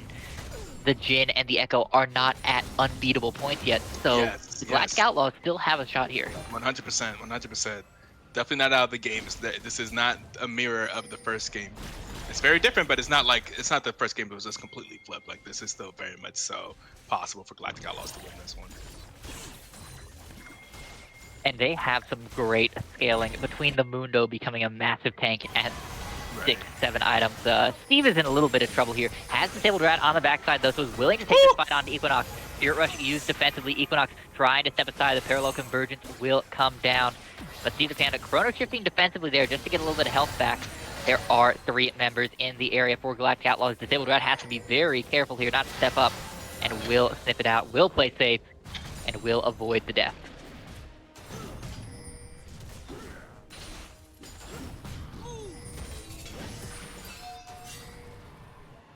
Meanwhile, in the top side, Havoc Pigeon just exists. The mere threat of Havoc Pigeon is enough. Ointment may have to be a little bit careful. Getting hit by the Sleeper Flash Sword from After Nobody immediately healed as Steve the Panda going in. The Parallel Convergence will come down. Not going to stun up anybody, but I Fear Nobody in trouble. I Fear Nobody is down. Disabled Rat now unstoppable. 5-0 and 4. Havoc Pigeon is behind. The Rift Herald is channeled. This is going to be the big push for the Cat Cowboys. Havoc Pigeon in the back, creating havoc. Raining down the Hellfire Bomber as Equinox over the side does not hit the I don't charm. think It's going to disappear. Equinox is gone. Woo! And there goes the second turret. They might even get a third charge out of this. However, For a Good Time is behind. Disabled Rat fighting the Drake, but it will not matter. They don't need the Bel'Veth. They don't need their Fed member to push this Shelly all the way in. Tacting Colt going in very deep. The Ragnarok immediately pops. Havoc Pigeon trying to zone, but it will not be enough. Leona is dead. It's just Havoc and Ointment. They might have bitten off more than they can chew. Oh yeah. Havoc running out of health. Jinx is about to get excited. Ooh, that's what they want. They want gold trouble. on Jinx. Ooh, Jinx they got the go Jinx down dead here. though. Moitment managing to pick it up and will likely be able to get away. Has the trap. Will be able to sidestep the cleaver. Two cleavers. Oh boy, Disabled Rat looking for blood. Something? Bomber in trouble. Oh. The Super Mega Fire Kick blows him away. And the Bel'Veth is denied. However, I Fear Nobody found in the jungle above and below is going to pop that spell shield. Mundo in trouble. Mundo healing up, but it will not be enough. Disabled Rat 6-0 and 4. Monster. Holy crow, this Bel'Veth with the Blade of the Rune King, with the Kraken Slayer. Just I was concerned that everybody. they wouldn't have tank damage against that Mundo, but never mind. Bel'Veth is doing perfectly fine on that. Yeah, Bel'Veth is the premier tank shredder with their infinite attack speed. Just feels great as they scale into the late game. Havoc Pigeon may have met their match, though, in Equinox, taking a lot of damage from that EQ trade. Zereth says, I maintain that Milo's Q is incredibly fucked up ability. There's no universe to be as strong as this. Yeah, that right there was an indication of how strong that ability is. It should not be a knockback and an AoE damage slow. It isn't right. But hey, Riot Games, 200 years. Yes. Bel'Veth with the infinite attack speed, looking to just burn through this Baron. Look at its health bar disappear. Mundo is on the way. Mundo looking to respond to this, but Tacting Colt will be there, breaking the spell shield. Peter Panda already out. Red Team takes the Baron. Tacting Colt in trouble. The stun, the above and below onto 2. Bomber is very low. Bomber is going to barely manage to make it out with Trainer Red. Not so lucky. Trainer Red is down. I Fear Nobody. Next target for the Bel'Veth being burned down is going to go down. Meanwhile, on the other side of the map, Havoc Pigeon finally finds the pull onto Equinox, is going to manage to take a lot of health off of that Ari. Balmer now running away. He's going to find himself on the face of Another a Q? disabled rat. Super Mega Fire Kick It buys doesn't. some time, Not but gonna it be enough will this not time. be Yeah. enough. It's just the Olaf left for this Galactic Outlaws squad. Other than the Ari on the other side of the map, I don't think the Olaf is getting out here. Ooh. Rooted up by the Deadly Flourish. Steve DePanda taking the rampage. And now this game starting to be closed up pretty strongly. The Cat Cowboys have this one in hand. Disabled Rat at 8-0-5 is the mega carry, but every single member of this squad looking good. Speaking of looking good, they're not done. Above and below lands on a Trainer Red X. Trainer Red X is Trainer Red X out. The turret is gone. I Fear Nobody is the next target. As Disabled Rat more interested in the inhibitor, going to go ahead and take that down. I Fear Nobody trying their best with the infected cleavers, but it will not be nearly enough to scare Ointment away. I Fear Nobody is gone. Disabled Rat now legendary, however being chased down by the Olaf. 1,000 gold shutdown goes to For a Good Time. Equinox now looking for something. The fourth shot will get the Jin out potentially, as Equinox taking a lot of damage. Balmer very low as well. Equinox down under 250 health. But here comes the Echo trying to save their team. Taxing Colt gets the kill on a Balmer, as Ointment might have enough. Steve Panda actually taking the kill on the For a Good Time. Hi, oh like, my. How did Olaf not get Jin there? Olaf was like on Jin's face, like just chasing him around and just missing his axes. And Jin lives, and that's just gonna be more structures going down. Yeah, the mid inhibitor turret going down. Havoc Pigeon now back in the fight, trying to slam down. Has 3 items, including the Frozen Fist and the Sterex Gauge. This Alawi is terrifying. Mid inhibitor goes down as well. That's 2 inhibits out as Havoc Pigeon going in deep, trying to find Trainer Red. Will manage to get them. Equinox next target potentially very, very low as well. Will fall to Steve Panda. I Fear Nobody now running away, trying to buy time. The Chrono Shift keeps Steve Panda alive. Havoc Pigeon will finally fall, but I Fear Nobody not lucky either. Steve Panda chasing down Balmer. The Super Mega Fire Kick buys some time, but not nearly enough For a Good Time. Looking to find any time, but cannot buy it for $1. Here comes the Belvez. Just kill him. Put him out of his misery. Come on, the ace from Ointment. And this game is over. There's not, you're right. There would be no stabilization. This doesn't look like stabilization to me. I don't know. This made we were all wrong on the draft prediction, I suppose. I mean, who knows what happens in BTL? This is amateur play. This isn't professional. Love it. Yeah, they might overdive here. The shutdown onto the Echo. The Nexus. Somebody hit the Nexus, going now. please. Yeah, there it is. 1-1 Etoe. We thought after draft this was going to be a 2-0, but Cat Cowboys pulling it out of nowhere. I really can't man. Yeah, that's crazy. And Cat Cowboys being the home team does get to select side here for game 3. Is there anything that we can predict going into game 3 here, Etoe? Nah, no. Both teams just this execution was just ended up just getting so just messed up on both sides. I mean, it looked like for a second I had confidence Galactic Outlaws were doing a better job in stopping the bleeding that Cat Cowboys did in game 1, but then it turns out that no, not really. Oh boy.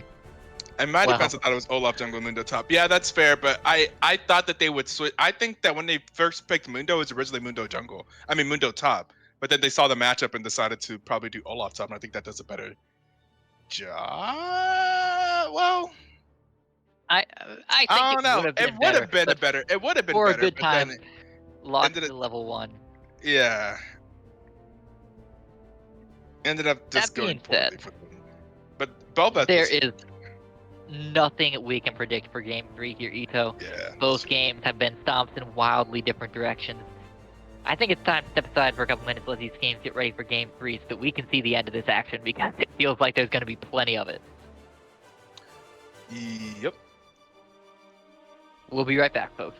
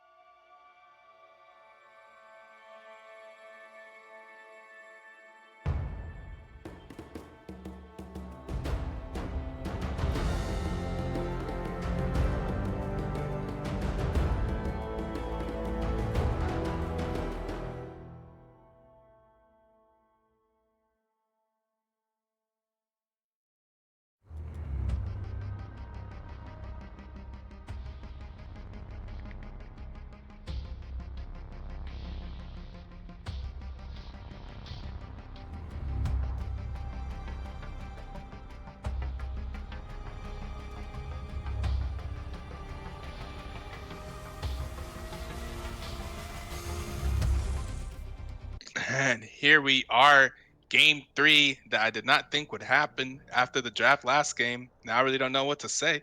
But we have Galactic Outlaws now on the blue side. Cat Cowboys chose red side for game 3. And we see that the bans are coming in quickly. We're going to see that Belveth was banned and Deluxe is banned. So two champions that were previously played. We're going to see that once again, Jinx is going to be Prio on blue side B1, which makes some sense. Yeah, this Belveth is going to, or the lack of a Belveth is going to throw a bit of havoc into the Cat Cow lineup, pardon me, as the Belveth was one of the main power points. However, this does give them a little bit of pressure to perhaps look outside of the Jhin. I would love to see something else here, the Varus on the table, but no, Jhin is the choice.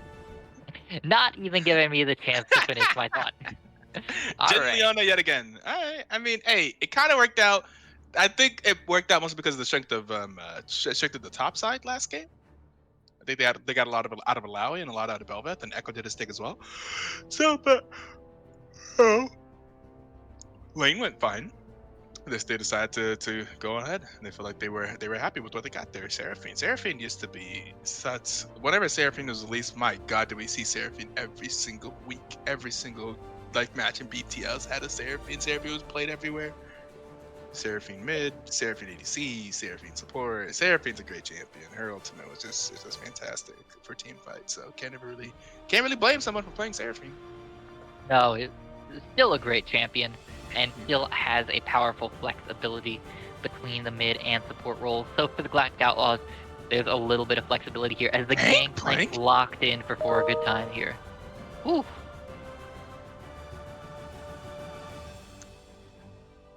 Hey, if you miss playing in the league, just put a team together. Come out for season 15. We'd love to have you. Very true. But I don't know about this Gangplank. That is a very strong pick, but also one that can be shut down pretty hard.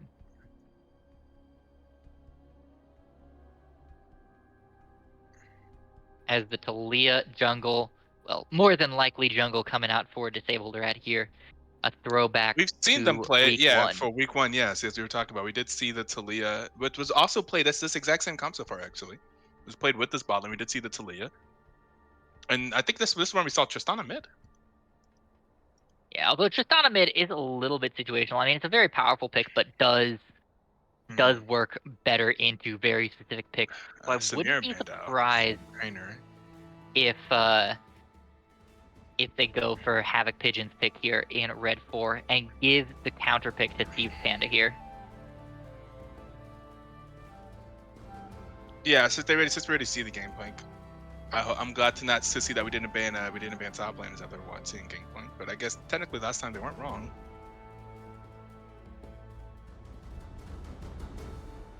Yeah, the Silas taken away by the Galactic Outlaws. I do like that because the Silas for Steve Panda here would have gotten access to the Cannon Barrage, to the Super Mega Death Rocket, to the Encore.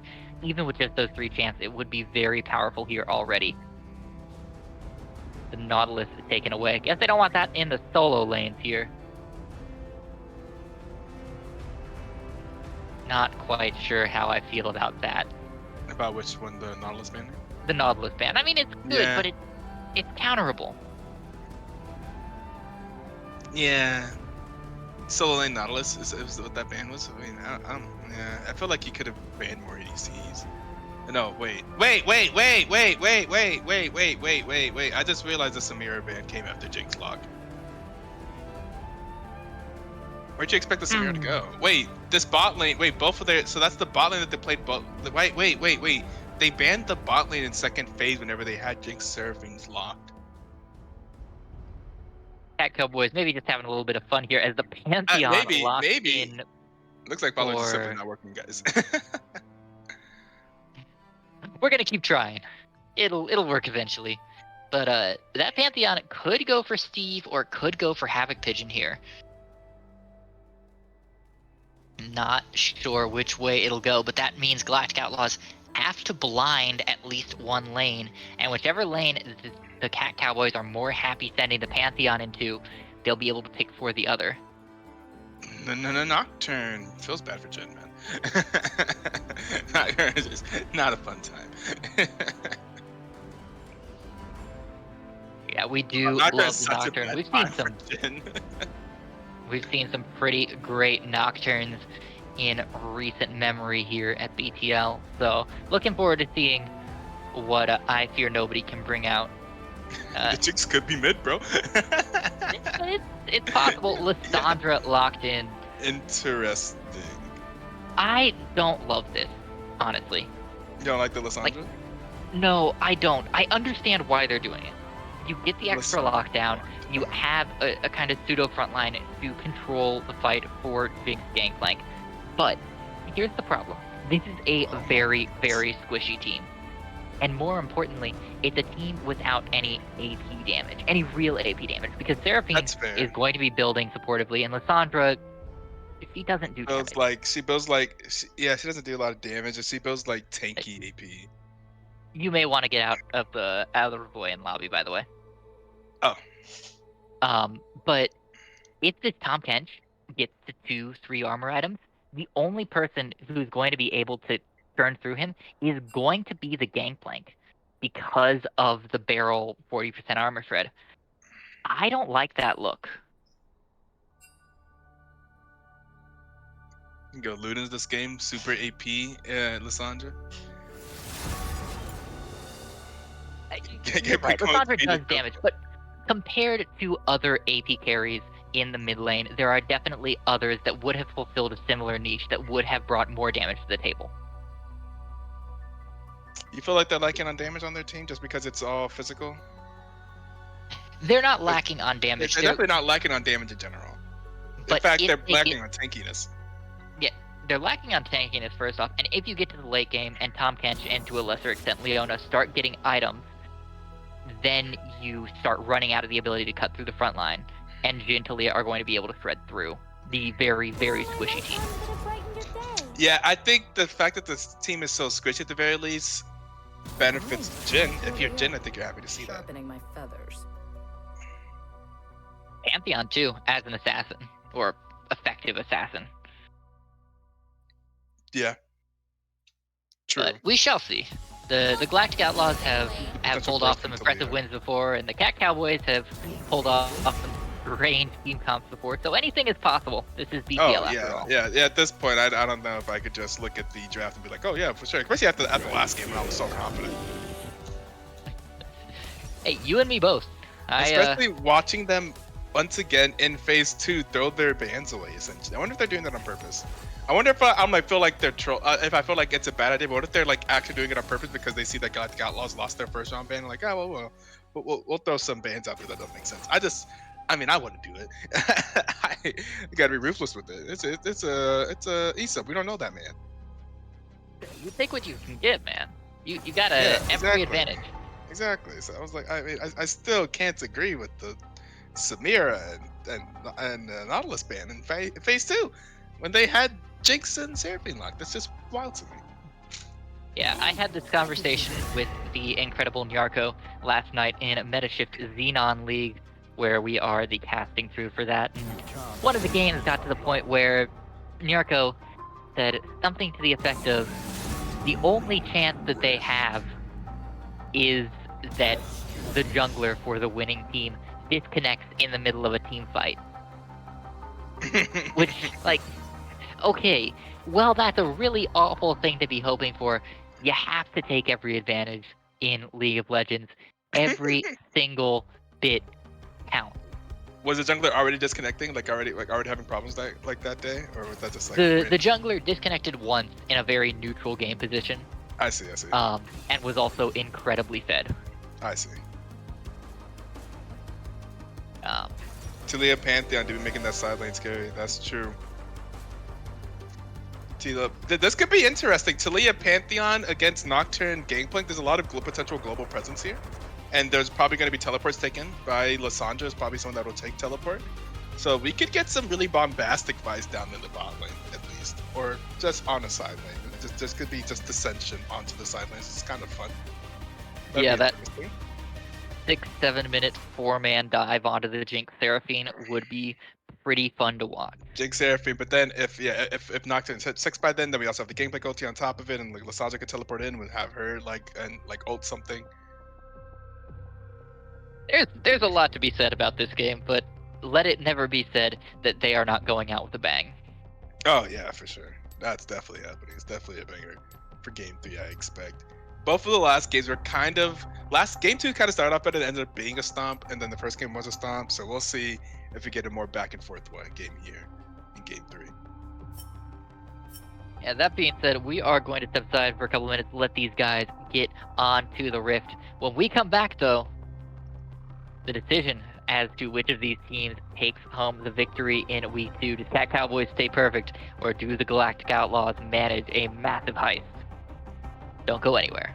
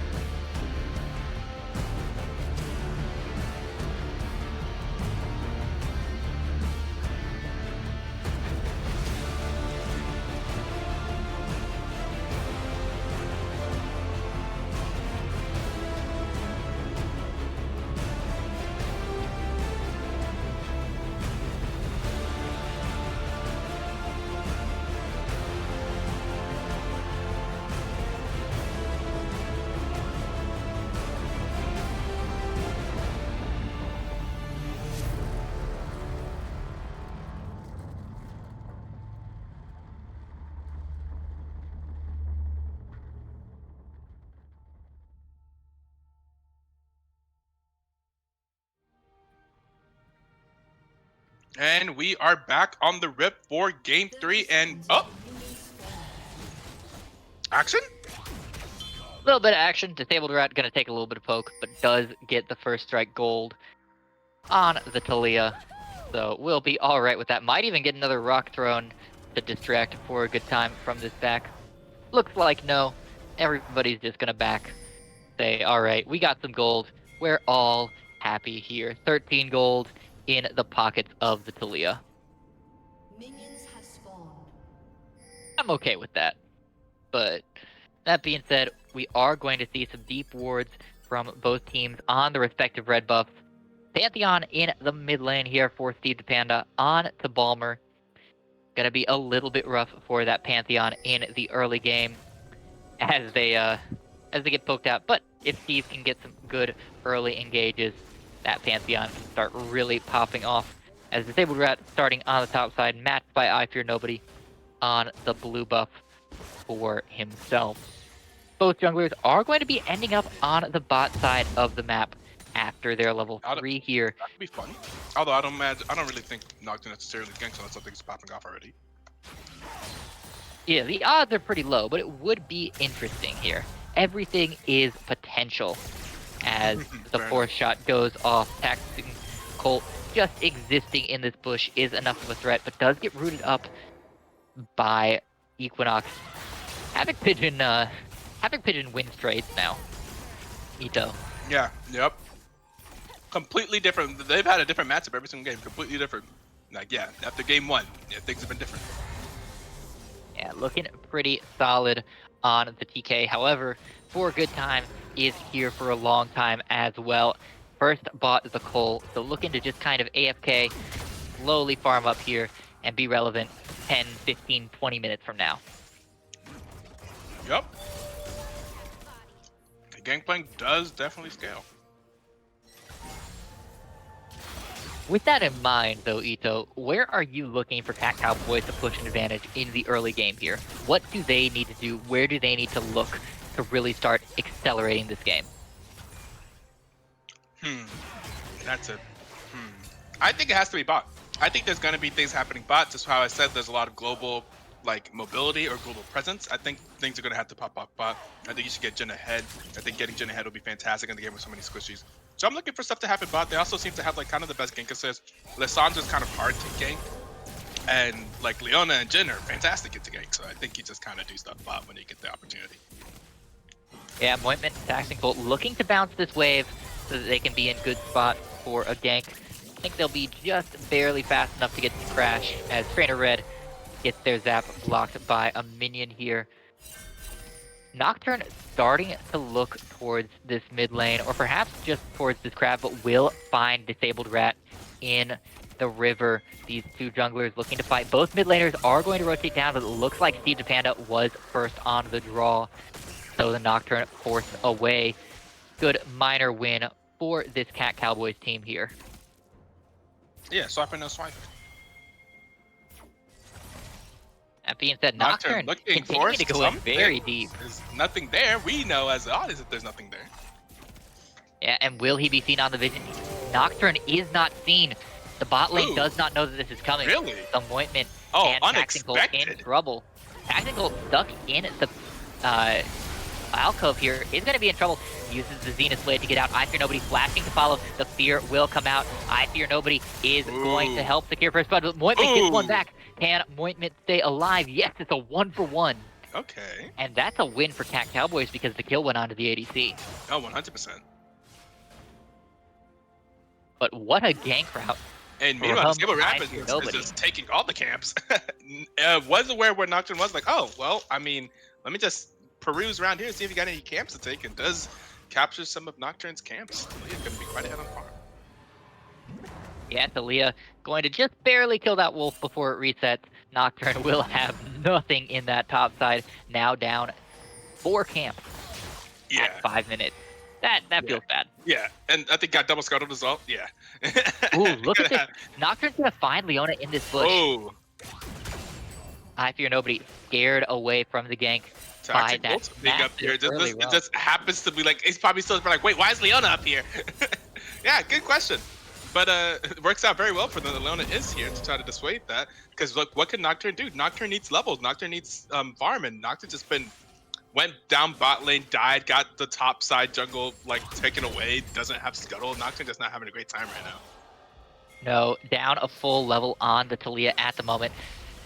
Taxing Colt able to just wander wherever, continue to get vision freely here. And it looks like they're going to gank the gangplank here.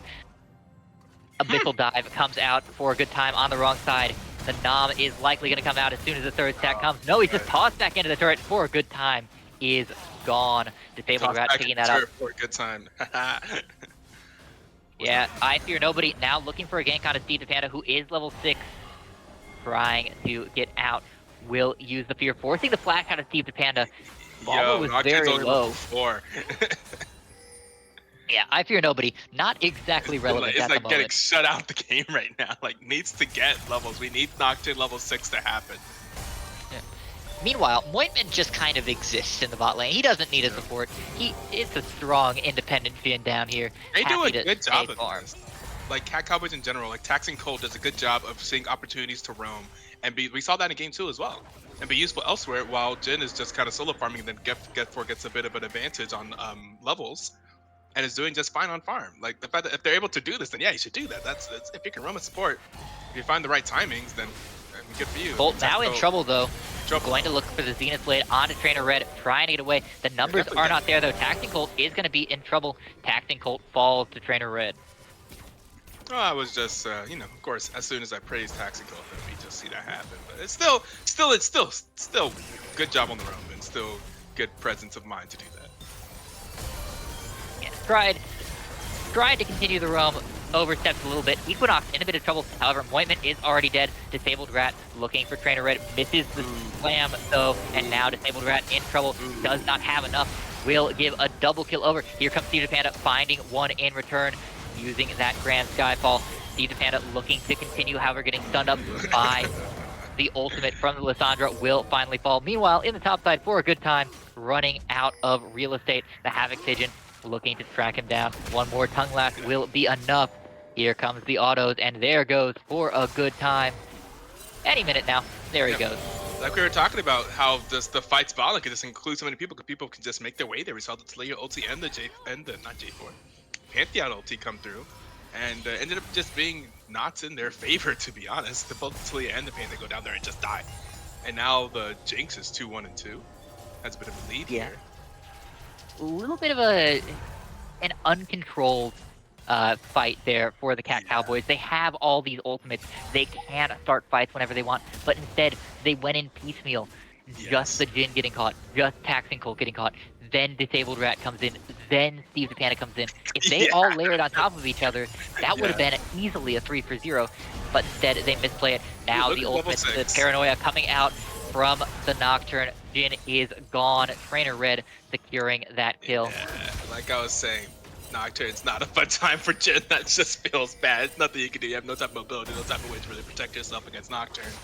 So it just, I mean, any ADC has to be aware that if you're standing alone, you don't have a support, you can't be like that. That's true. Some ADCs have some type of mobility or something, like just on like a try to like ult and jump away or something, but like Jin can do nothing. Yeah, however, this pressure from the Nocturne is going to give Disabled Rat enough space to look for this Rift Herald. They do have Steve the Panda on their side as well, so we'll be able to clean that up pretty easily as Taxing Colt keeps this wave safe for their ADC. Nice.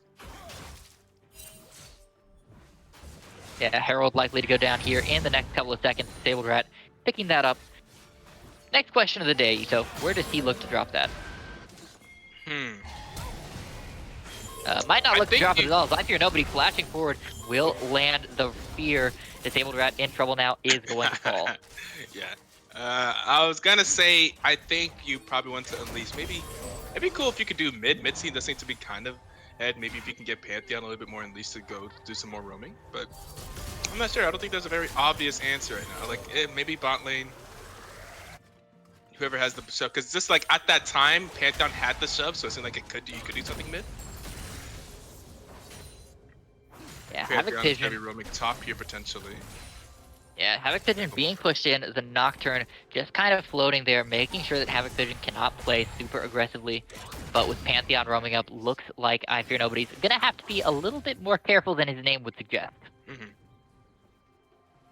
But again, getting back the to Nocturne the game with the assists and the kills, and not as shut out as was before. But here's the thing, Etoe. While Nocturne showed topside, Cat Cowboys, they're getting the Drake bot side. Havoc Pigeon, meanwhile, fighting for a good time, is going to likely find the kill. But no, the Nocturnal, if it comes through for a good time, manages to pick up the kill in exchange for the Drake on the bot side. That was well done there. Gangplank just oranges his way out of Tom Kinch's stomach. That was an interesting interaction. Steve Defanda may be in trouble now. The passage coming through from Lysandra, the double root from Equinox. The stun comes out, and Equinox picks that up actually on a killing spree now. Would have loved to have seen that go over to Balmer instead.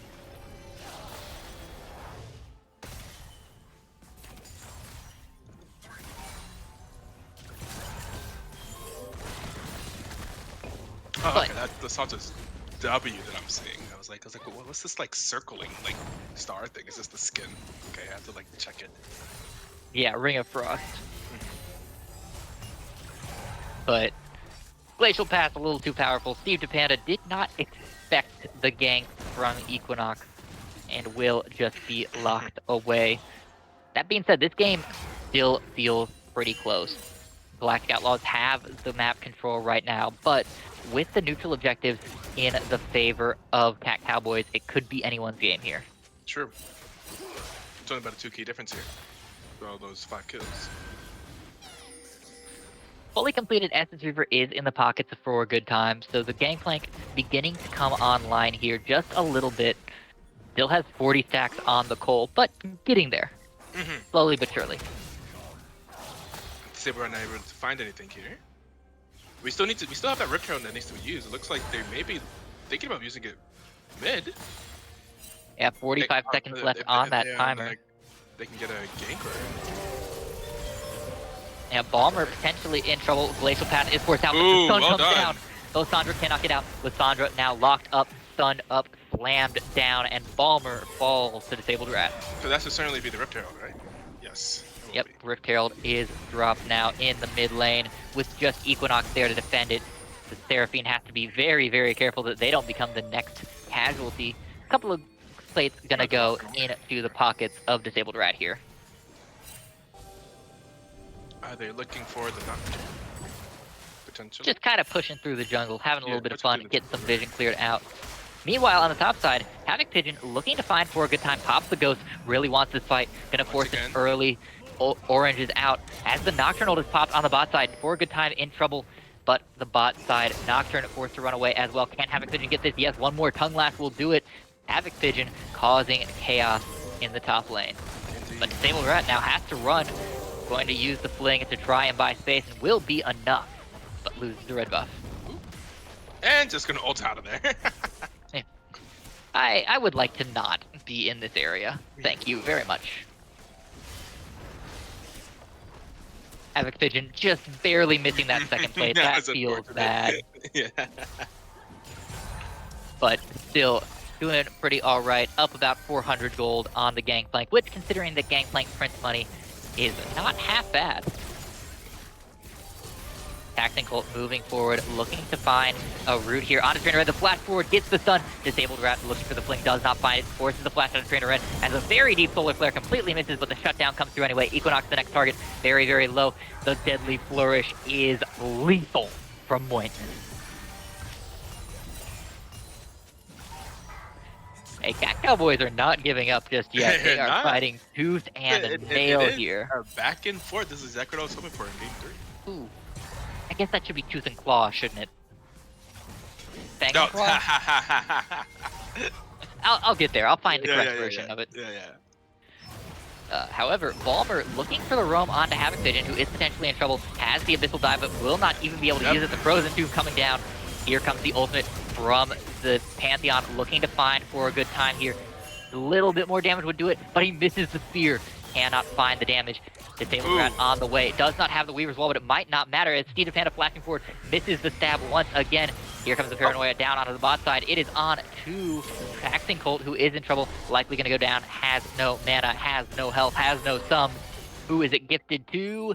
Equinox steals it once again. Equinox having the most kills on the side of the Galactic Outlaws. Yeah, I really don't love this. Like, Equinox is going very support. Has already completed the Moonstone, is clearly not going to be the damage. It's quite this game. unfortunate. He should not be doing that. Ideally, that is not what you should be doing. No. But it could be worse. At least Seraphine does have a little bit of relevancy. Even if they are support, they can use the gold well. So Right. I'm willing to give them that We are going to see another neutral objective trade as the second Drake, the Hextech, is claimed by the Galactic Outlaws in a trade for the second Rift Herald by Talia on the top side. Interesting complete whip on the Encore. Yep. However, the Flame Chompers are going to find Moitman. Moitman is dead. Trainer Jin. Red is next to fall, though, as the TP comes in. Steve the Panda able to lock that one up. Havoc Pigeon now chasing down on to Equinox's I Fear Nobody. Very alone, very deep in the backside. Balmer next in trouble. Will not even be able to take that glacial path. It is a glacial wall in their face. Steve the Panda now 3, 2, and 1. Equinox next in trouble, trying to run away. Will get through the Weaver's Wall as Cat Cowboys get a little bit confused there. Top turret will fall for a good time, taking that down. Meanwhile, the mid turret taken down of Galactic Outlaws by Steve the Panda and Taxing Bolt. So 1 for 1 on turrets. Cat Cowboys continuing to chip away at this match, trying to stay alive. Back and forth. Love it. Love This game's these. getting quite close, and we're going to see the red on the bot side. Yeah, Havoc And again, Pigeon looking I was to help thinking that push last in. fight, Jin just gets demolished by Nocturne yet again. It just feels so bad, man. I just don't love Jin. Oh God, rest in fucking peace, bro. Oh no! Couldn't even get out of the taunt with a flash gale force. Oh, Oh it feels man! so bad. Moitman. Wait, first of all, Moitman. but to be fair though, what are you doing there by yourself? Look at how far ahead of the turret you are. You're just in no man's land. You're literally asking to get killed there. Against a Nocturne, wait a second. I can't feel bad. There's like no excuse for that. You're Yeah, out there Moitman. by yourself completely against a Nocturne. Moitman needs to reconsider their life choices if they thought that was a 100%. good idea. 100%. Oh boy. That being said, even if the Jin continues to kind of underperform, the rest of the map doing very well. Steve the Panda at 3 and 2 has been a terror. Disabled Rat 3, 2, and 3 has been much of everywhere. And the TK doing pretty alright in the top side, 3, 2, and 1. Feels like besides Talia though, they are going to be kind of dependent on Jin for the damage. I don't know if like the just the damage from Pantheon's going to be enough. That's probably not what you want Pantheon to have to be doing. Yeah, at least Pantheon doesn't have to cut through any major tanks in this game, which does That's make the fair. job a whole lot easier. Because nobody's fair. going to build armor, the lethality isn't going to fall off as hard, so Steve Panda going to be alright, although not perhaps hyper carry level here. Yeah, and still not. It's still not going to be funny because you're going against like a Sandra that has a free zone. It's not going to. You would like to see your ADC doing a bit better here. As we get to late game, I mean, not out of it, can still scale. It just feels like just Nocturne just is so much trouble. Yeah, and Moitman Maybe buy a Zonius. Maybe this is that type of game where you buy a Zonius as ADC. Yeah, Does Jin has AP scaling. It's he fine. does, yeah, he does, yeah. But right now, individually, Jin is not at all far behind Trainer Red. Actually, only 100 down. However, Havoc Pigeon in a little bit of trouble. The paranoia comes He's out. just waddling away. Kind of wandering away, looking to extend this fight as long as possible, so the rest of the team can get something on the other side. 4 members looking for that top turret. The Abyssal Dive will not connect. there Is that a teleport Baron to that call? top? Are we seeing a Baron call in exchange for Havoc Pigeon's life? I love this from the Cat Here's Cowboys. something else about Jin. Not the fastest at this, but I mean, if they have no idea, then it's fine. The rest of them are. I mean, that Baron health bar is going down pretty fast. It is. Here we Yeah, go. they're doing fine. You're right. Oh, they know Mega now. Death Mark comes out, so they do know. Ooh, but interesting Weaver's with the Wall wall. is going to be enough. Red team takes the kill for a good time, looking like for the that kills wall. on the way out, but it might not be enough. Steve the Panda looking to roam up and support Disabled Rat. Taxing Colt in a little bit of trouble, down under 300 health. They need Down someone to Disabled Rat live. and Steve the The Panda Baron are a comes little just bit back. got out. If he can. Jin is out safe. Jin is fine. Disabled Rat now forced to flash Taxing away. Colt could have been but out of there, nobody too. is dead yet. Okay. Balmer now now flashing they're- forward, they're- gets one shut down. Steve the Panda okay. in trouble. Jin got Taxing it. Colt is gone. Taxing Colt is not Now safe. you They're sitting decide on to a try and ward. back. Wait, you walked back into that fight, Leona. You could have left. You were down safe. Okay, that's fine. All right, choices You just have to made. walk out of the group. Yeah, you just gotta walk out and back. You need someone to keep the thing. And now the only person who kept it is Jin, the most easily killable person on the map. Also, why is Jin here? That only. Oh God. Oh, Jesus. Jin fine Okay, for he now. got out. Havoc Okay, Pigeon it's okay. I buying suppose. space. Havoc Pigeon in trouble though, down under 1,000 health. You The need Jin Gray health alive will keep him so alive, badly. but Oh Moyman's taking a God. lot of damage. Woo. The Devourer will keep him alive. Third Drake of the game will finally fall Wait, eventually here.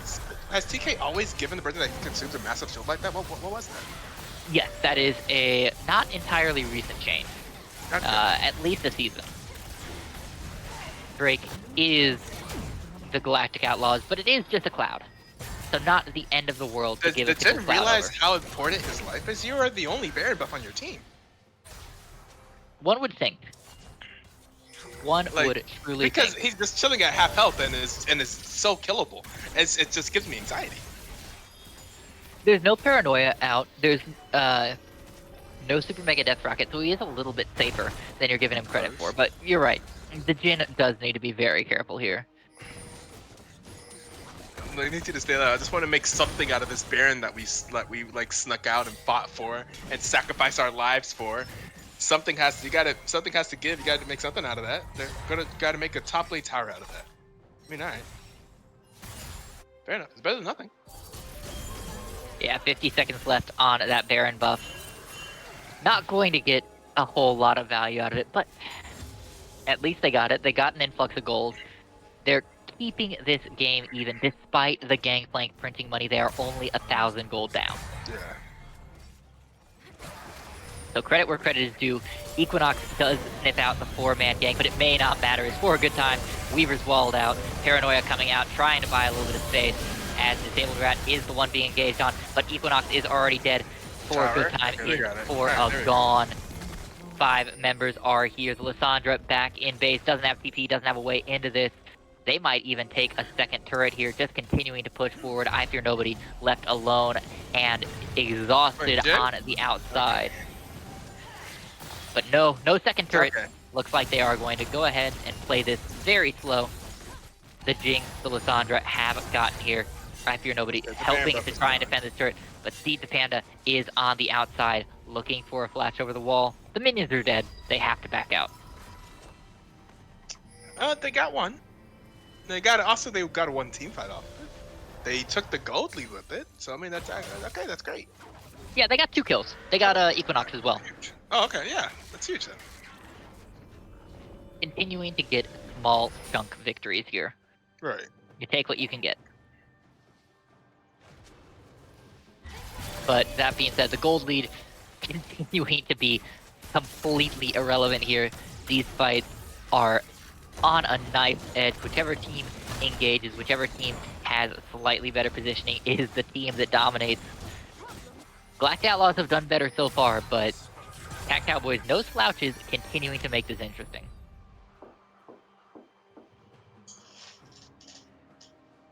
Yep. And Alrighty. Well, that being said, looks like we are just 2 minutes out from another potential objective trade. 15 seconds to separate the timers for the Baron and the 4th Drake of the game. The Cat Cowboys trying to force a 1-3-1, but really don't have enough power right now with just the Jin, Leona, Talia. They have to be very careful of this Nocturne, who is looking for a gank onto the Pantheon. Cannon Barrage comes out. I Fear Nobody lands the fear onto the Pantheon, but will be flashed away from Steve the Panda. Stays alive for now. That's a lot of resources burned, and this might be an opportunity for the Cat Cowboys. Looking to collapse now is Disabled Rat, as well as the Jin. The Weaver's Wall coming down for a good time is the one being cut off here. Looking to buy space. Down under half health. Will use that W defensively, trying to buy enough space with the oranges. Here comes the curtain call, though. Ooh. Will it be curtains for the Gangplank? Yes, it is. Moyman curves the bullet. Equinox in trouble as well. Getting stunned up, getting thrown up. Steve DePanda takes that as well. Another 2-for-0 for the Cat Cowboys. And now has Pigeon going in very deep, trying to be a disruptor here. As the Baron spawning in 30 seconds, may very well be entirely under the control of the Cat Cowboys. There's another dragon coming in here too. However, as we are seeing the pings, Gangplank does have the teleport ready, so when he respawns, he will be there for the fight. The Cat Cowboys have to be careful. They have to be smart with how they play this. The Grand Skyfall is on or Starfall rather, I forget that they changed that. It's so strange. Is available for Steve DePanda, so can be around. However, Nocturne looking for another Paranoia, looking to find in concert with Balmer here. Steve Is Balmer even paying alone. attention? Balmer down to about half health. The Paranoia used, but will just be used defensively here. Either nobody has to waste that. And with both major neutrals coming up, that's a major loss Baron here. is up, but they're going for the dragon here. Okay. Yeah, wanting to stop the dragon stacking. I don't hate this from the Cat Cowboys. Stop the stacking, force the Galactic Outlaws to play into you, keep the timer for Soul depressed here. They're going to take the dragon. And right now, with the map control that they have, they could even just turn straight towards Baron to try and force that as well. If they can find a single pick, it's theirs. And it's more than just delaying the Soul, also delaying the Elder as well. Because Elder's a fantastic catch-up mechanic. You just get like a free one team fight. And if Very true. true. Faster, they get the Elder faster, so now the Elder will be a little bit more delayed, which is probably going to be in their favor. Yeah, Havoc Pigeon continuing to cause havoc as the TP of Gangplank is used towards the top side. Pantheon has to start making their way up. Look for that range of the Grand Starfall as Disabled Rat and company are pushed away from this Baron pit. Ointment trying to put damage down, but will be stunned up by the first two. Forced to use the Devourer defensively is Havoc Pigeon, but I Fear Nobody in trouble. I Fear Nobody is gone. Disabled Rat takes the first one as the Solar Flare comes down. Trainer Red X is gone. Equinox is the next to fall. Going to be taken down by the TK. Ointment picking up Lysandra on the backside. It's just for a good time left. Will be able to pick up one, but one is not enough for a good time. Trying to use the oranges, trying to be K, but it will not be enough. 5 for 1/8 for the Cat Cowboys as well as the Baron. You know, something I did not consider What's whenever that? we were talking about this team comp. I didn't consider that TK used to be a support. TK is a totally viable option for keeping Jin safe. This is very true. We just saw it there. Lysandra flash ults Jin, and then Jin just gets devoured, just consumed by the buddy TK. And Jin is fine. And then they win that fight. And they wasted flash ulti for nothing. So actually, I didn't even consider that. The TK is actually a fantastic pick here alongside the Jin. And suddenly, Etoe, with that one team fight, it's a 6,000 gold lead for the Cowboys. Yeah, the Cowboys are suddenly quite in control. And they all survived with Baron this time too. Yeah, it's very good. I just want to call out Disabled Rat right now. 4 items plus a fully stacked Dark Seal. Oh yeah. Disabled Rat slaps.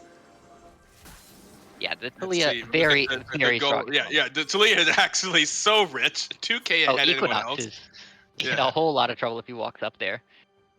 Taxing Colt and Ointment just pushing in at this mid lane. They might not want to take it because Nocturne is still a threat to Ointment, especially when the TK isn't around. But they can keep the pressure on. They can keep rotation. Force Galactic Outlaws to be defensive, be responsive here. So this is a very good look for them.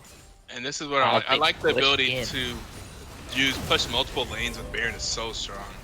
Oh my goodness. Ointment taking a lot of damage, will be ulted on by the Nocturne. Very, very low. Oh man, Ointment's gone. I Fear Nobody in trouble. I Fear Nobody is the next to fall. 1 for 1 so far as the Solar Flare is used defensively here. That was a 4v5 though.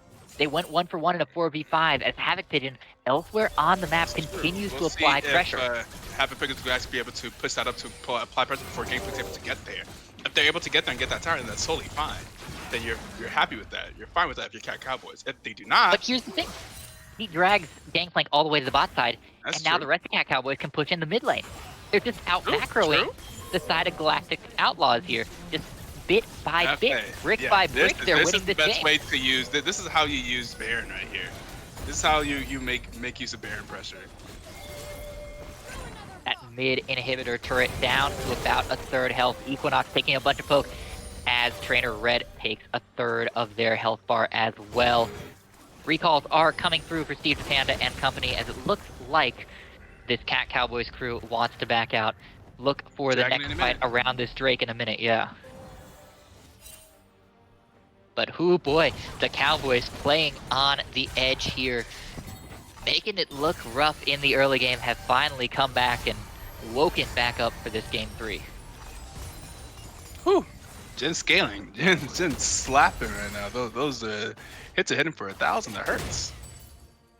Yeah, just a few hundred gold away from item number 4 is the Jin, a little bit ahead of Trainer Leah Red have X. negative money right now? Does she Yes, have that? that is Yeah, Futures yes. Market. Futures market. Alright. Double root from Equinox keeps the Seraphine alive by inches, but with all this pressure, it does seem like the 5th Drake of the game will be firmly in the hands of the Cat Cowboys. Somebody has to respond to Looking like Lissandra, but it. otherwise they're feeling very happy. Sansa does have TP available. Nocturne does have ulti available, so they can kind of play some distance away. Lissandra's actually going to go ahead and use teleport. Is not going to risk it. There are some pings on it, like the team want Lissandra to stay up there. Okay, never mind. I was fine with Lissandra staying there because Lissandra has TP. Honestly, Yeah, Lissandra draws Havoc Pigeon or Siege of Panda up there. That's a huge win for them.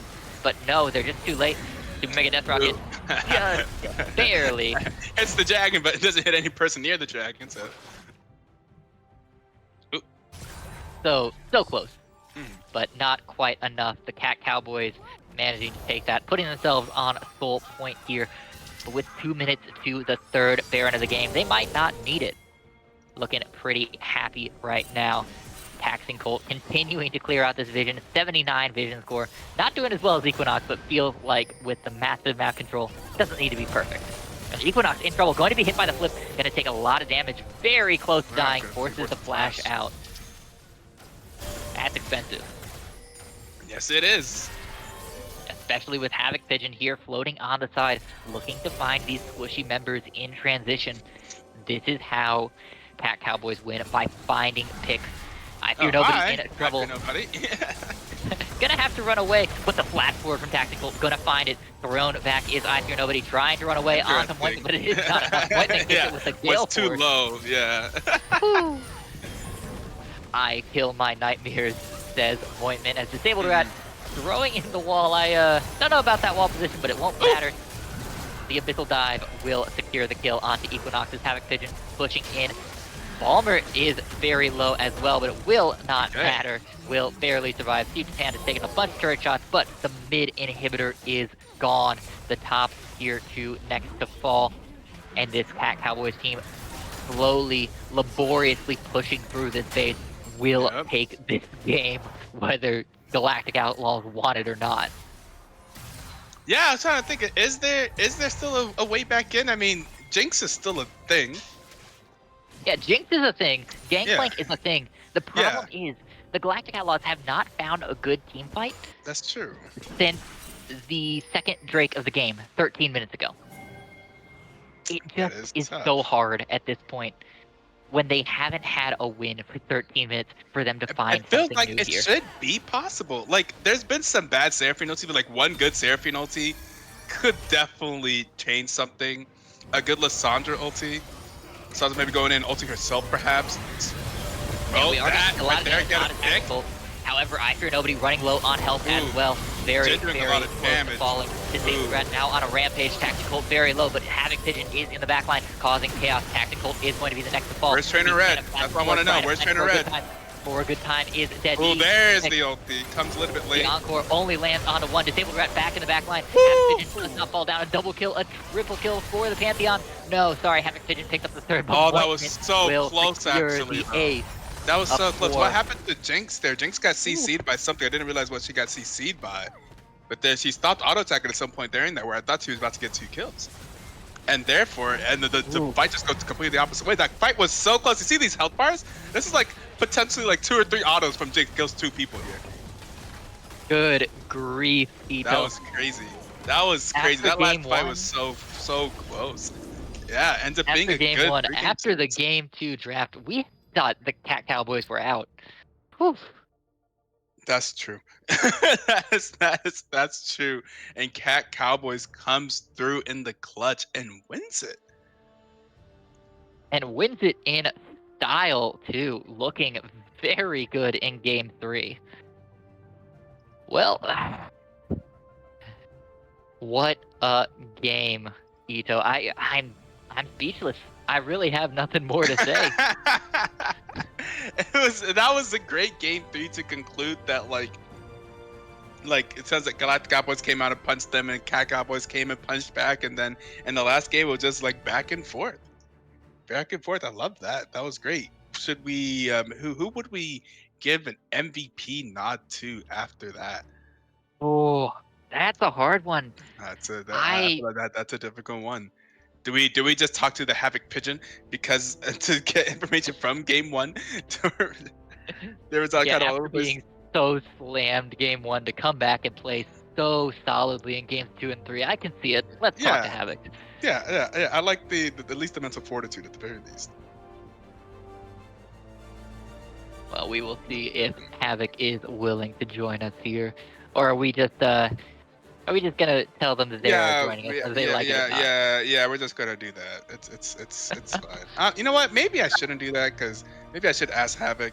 Havoc, are you okay with being pulled into the booth? Yeah, why It not? already, yeah, it already happened, so it's a little bit too late. Oh boy. Well, Havoc, congratulations on a hard-fought win. How did you keep your mental solid after a very rough game 1? Yeah, that's really I what I needed to talk to you. I just didn't talk. There was nothing to say, so I just didn't talk. That's fair. That's kind of it. I don't get tilted easily.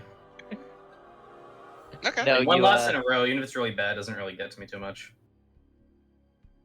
even when you were just constantly being slammed by I Fear Nobody and For a Good Time just over and over and over, you were okay with it?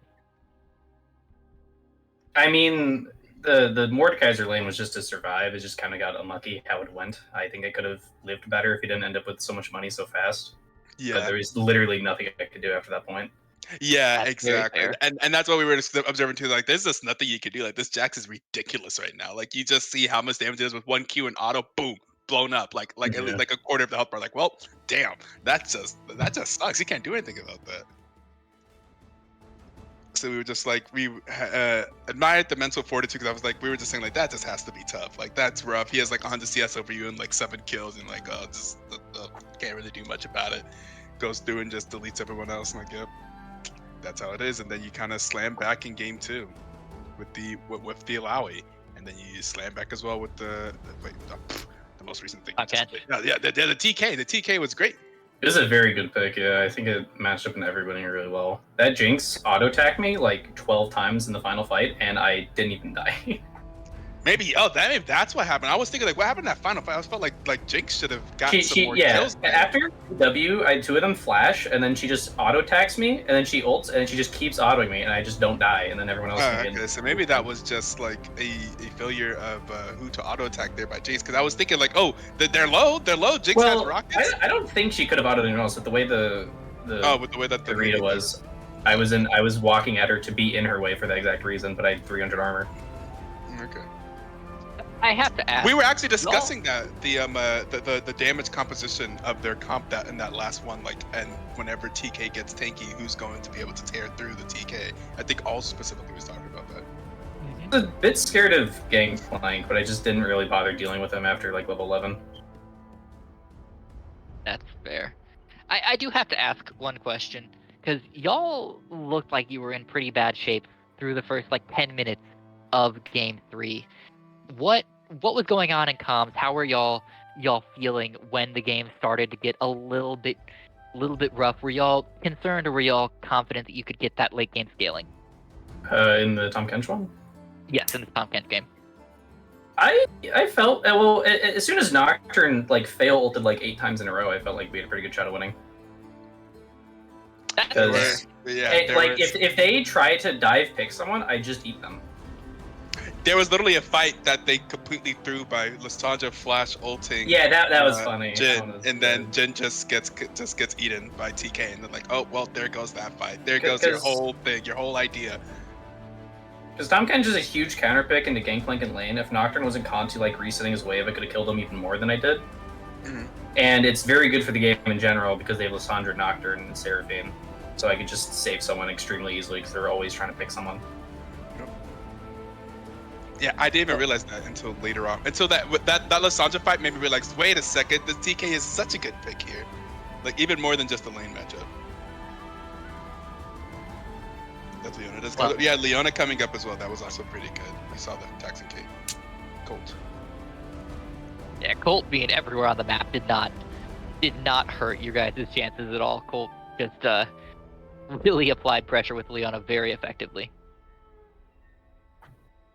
But that being said, I don't have any more questions for you. Unless Etoe does, I think it's time to send you back to celebrate with your team. Congratulations on starting the season 2-0, and Thank you. you for keeping me mostly perfect.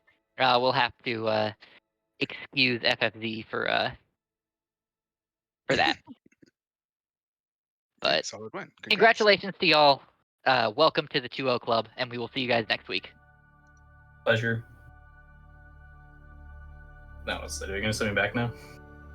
Oh yeah, I can. Or you could go back. You could just click back. Yeah. And yeah, so our next match starts at 9 p.m. EST still. So this match was like an hour early. That'll be DPS versus Wingman. That'll be starting in about an hour and 20 minutes. And in the meantime, we'll probably did we confirm that we're keeping the stream up? Yes, we will keep the stream up Yeah, and be back we'll play at 9 some p.m. music. Yeah, we'll be back. Yeah, We'll we catch you got guys the there. banger riot tunes. We'll be back.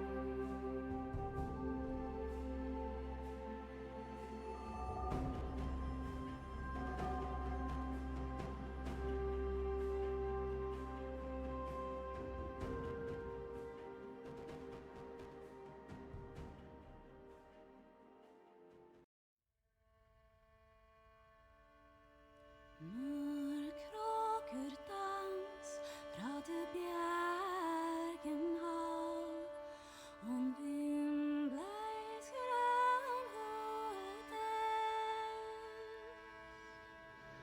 skyer da klar skal solen blive grå, om du vet du nærmer år. Fjerne din vei, iskloften brei, hilsige fra båndets grunn. Men teiseren brå, frøset fettei, om bei vet å finne hånd.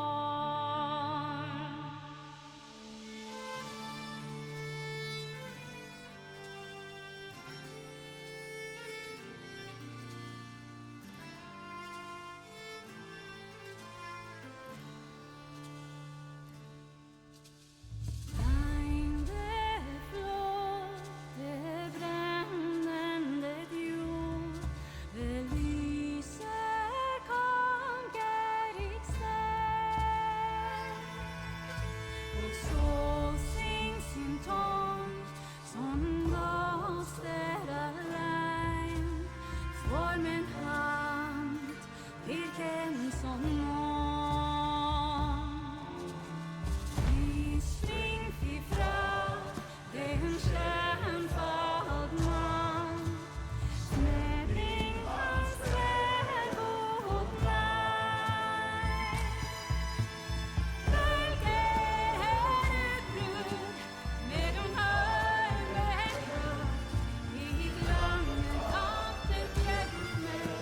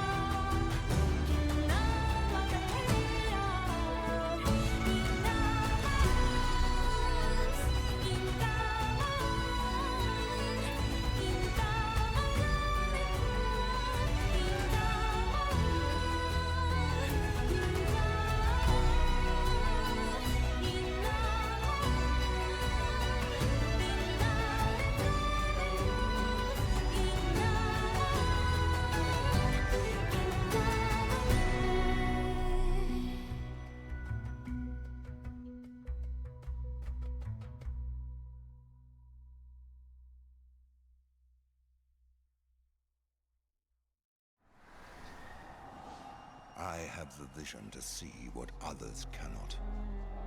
The monsters of today will be the heroes of tomorrow. And by my hand will Noxus rise once more.